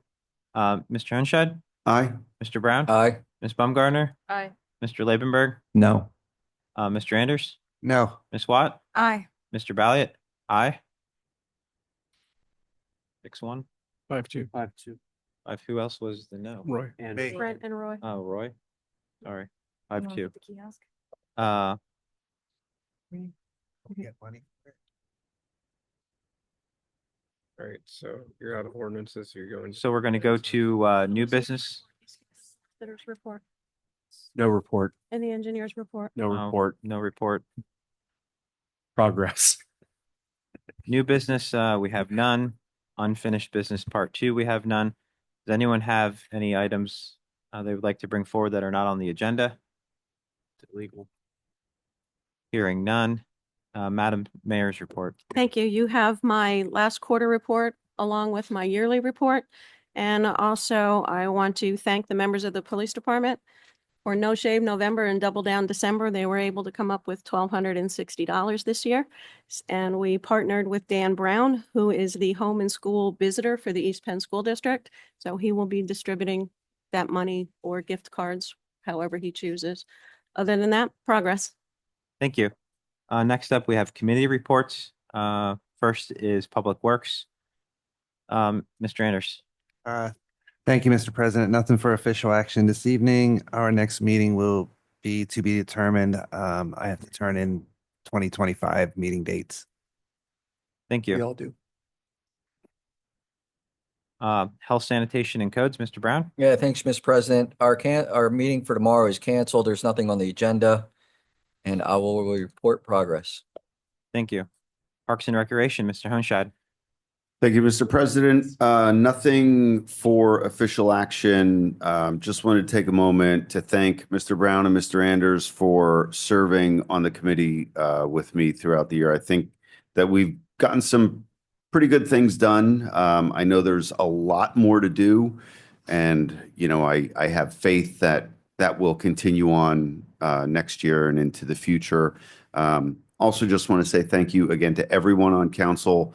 Thank you, Shane. Thank you, Mr. Solicitor. You have genuinely made this just an enjoyable experience for me. It's not easy for me to step back, but I know it's the right thing for me and my family right now. So thank you all, and thank you, Madam Mayor, as well. Progress. Oh, next meeting is Thursday, this coming Thursday, 4:45. I will be here in the building. Now I'll report progress. Thank you. Public Safety, Ms. Baumgartner. Thank you, Mr. President. We've already taken care of the items for official action. Next meeting will be TBD, but likely January 8th, but that'll be advertised. Yeah, so any of these TBDs that you see, if you could just send Jessica and I an email this week, just let us know if you plan to keep the same day and time for your committees, because we do need to get that in the newspaper by the end of the year to advertise everything for next year and get all the Zoom meetings and everything set up. So if you could send that email, just confirm it, and we'll get it going. Thank you. Progress. Next up is General Administration, Mr. Labenberg. Nothing to report or take action on. Shane, if we don't have anything other than maybe reviewing our year, but we can do that in the first meeting of next year. But if there's nothing to take action on, I'll cancel the meeting. I'll reach out to you tomorrow. I'll take a Okay, look. progress. Next up is Budget and Finance, myself. We covered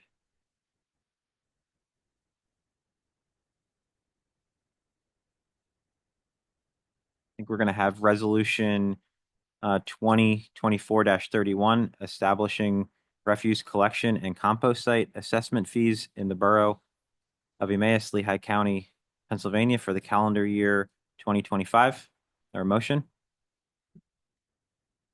So moved. Motion by Mr. Brown. Is there a second? Second. Second by Ms. Watt. Is there any discussion? All those in favor say aye. Aye. Aye. Those opposed? We have resolution 2024-32, a resolution adopting the budget of the Borough of Emmaus for the 2025 fiscal year, and appropriating from fund equities, revenues, and other financing sources available for the year 2025 for the specific purpose set forth therein. Motion? So moved. Motion by Mr. Labenberg. Is there a second? Second. Seconded by Mr. Hohenscheid. Is there any discussion? All those in favor say aye. Aye. Those opposed? Nay.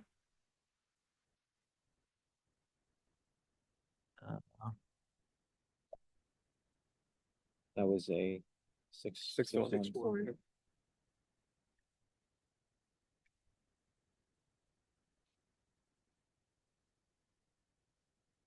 Resolution 2024-33, resolution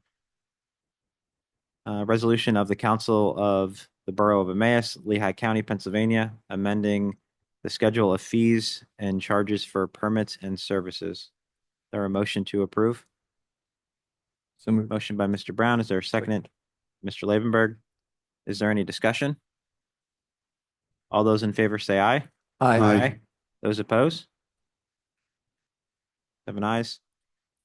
Next up is resolution 2024-35. It's our bill list. Bill list as follows. Our bill list is $1,353,618.19. We have payroll 25 of $206,854.61. We have payroll taxes of $66,991.98 for a total of $1,627,464.78. The motion to approve bill list. Motion by Mr. Hohenscheid. Is there a second? Seconded by Mr. Anders. Is there any discussion? All those in favor say aye. Aye. Those opposed? 7 ayes. Attached is significant revenue and expenses for the first half of December. Anyone have any questions? Hearing none. Our next meeting will be to be determined. I would assume that that's another one that would stay the same unless anyone else has an issue, but we'll get back to you and Jess on that. Next up is Community Relations Planning and Development. Ms. Watt? We look forward to working on that 5-year plan and the community survey progress. Thank you. We have no boards and commissions meeting or notes. We did Personal Appeals Part 2 already. Borough Managers Report. Yeah, so there's 2 items. First, we need a motion to retain Taylor Branciforte. Taylor is our public works employee. She has finished her probationary period. She's done very well by all accounts and is being recommended to be retained. We need a council vote to do that. So moved. Motion by Second. Mr. Labenberg, seconded by Mr. Anders. Any discussion? Just to comment that she is our first female public works employee, and we're quite proud of that. And she's doing a fantastic job. Thank you. All those in favor say aye. Aye. Those opposed? 7 ayes.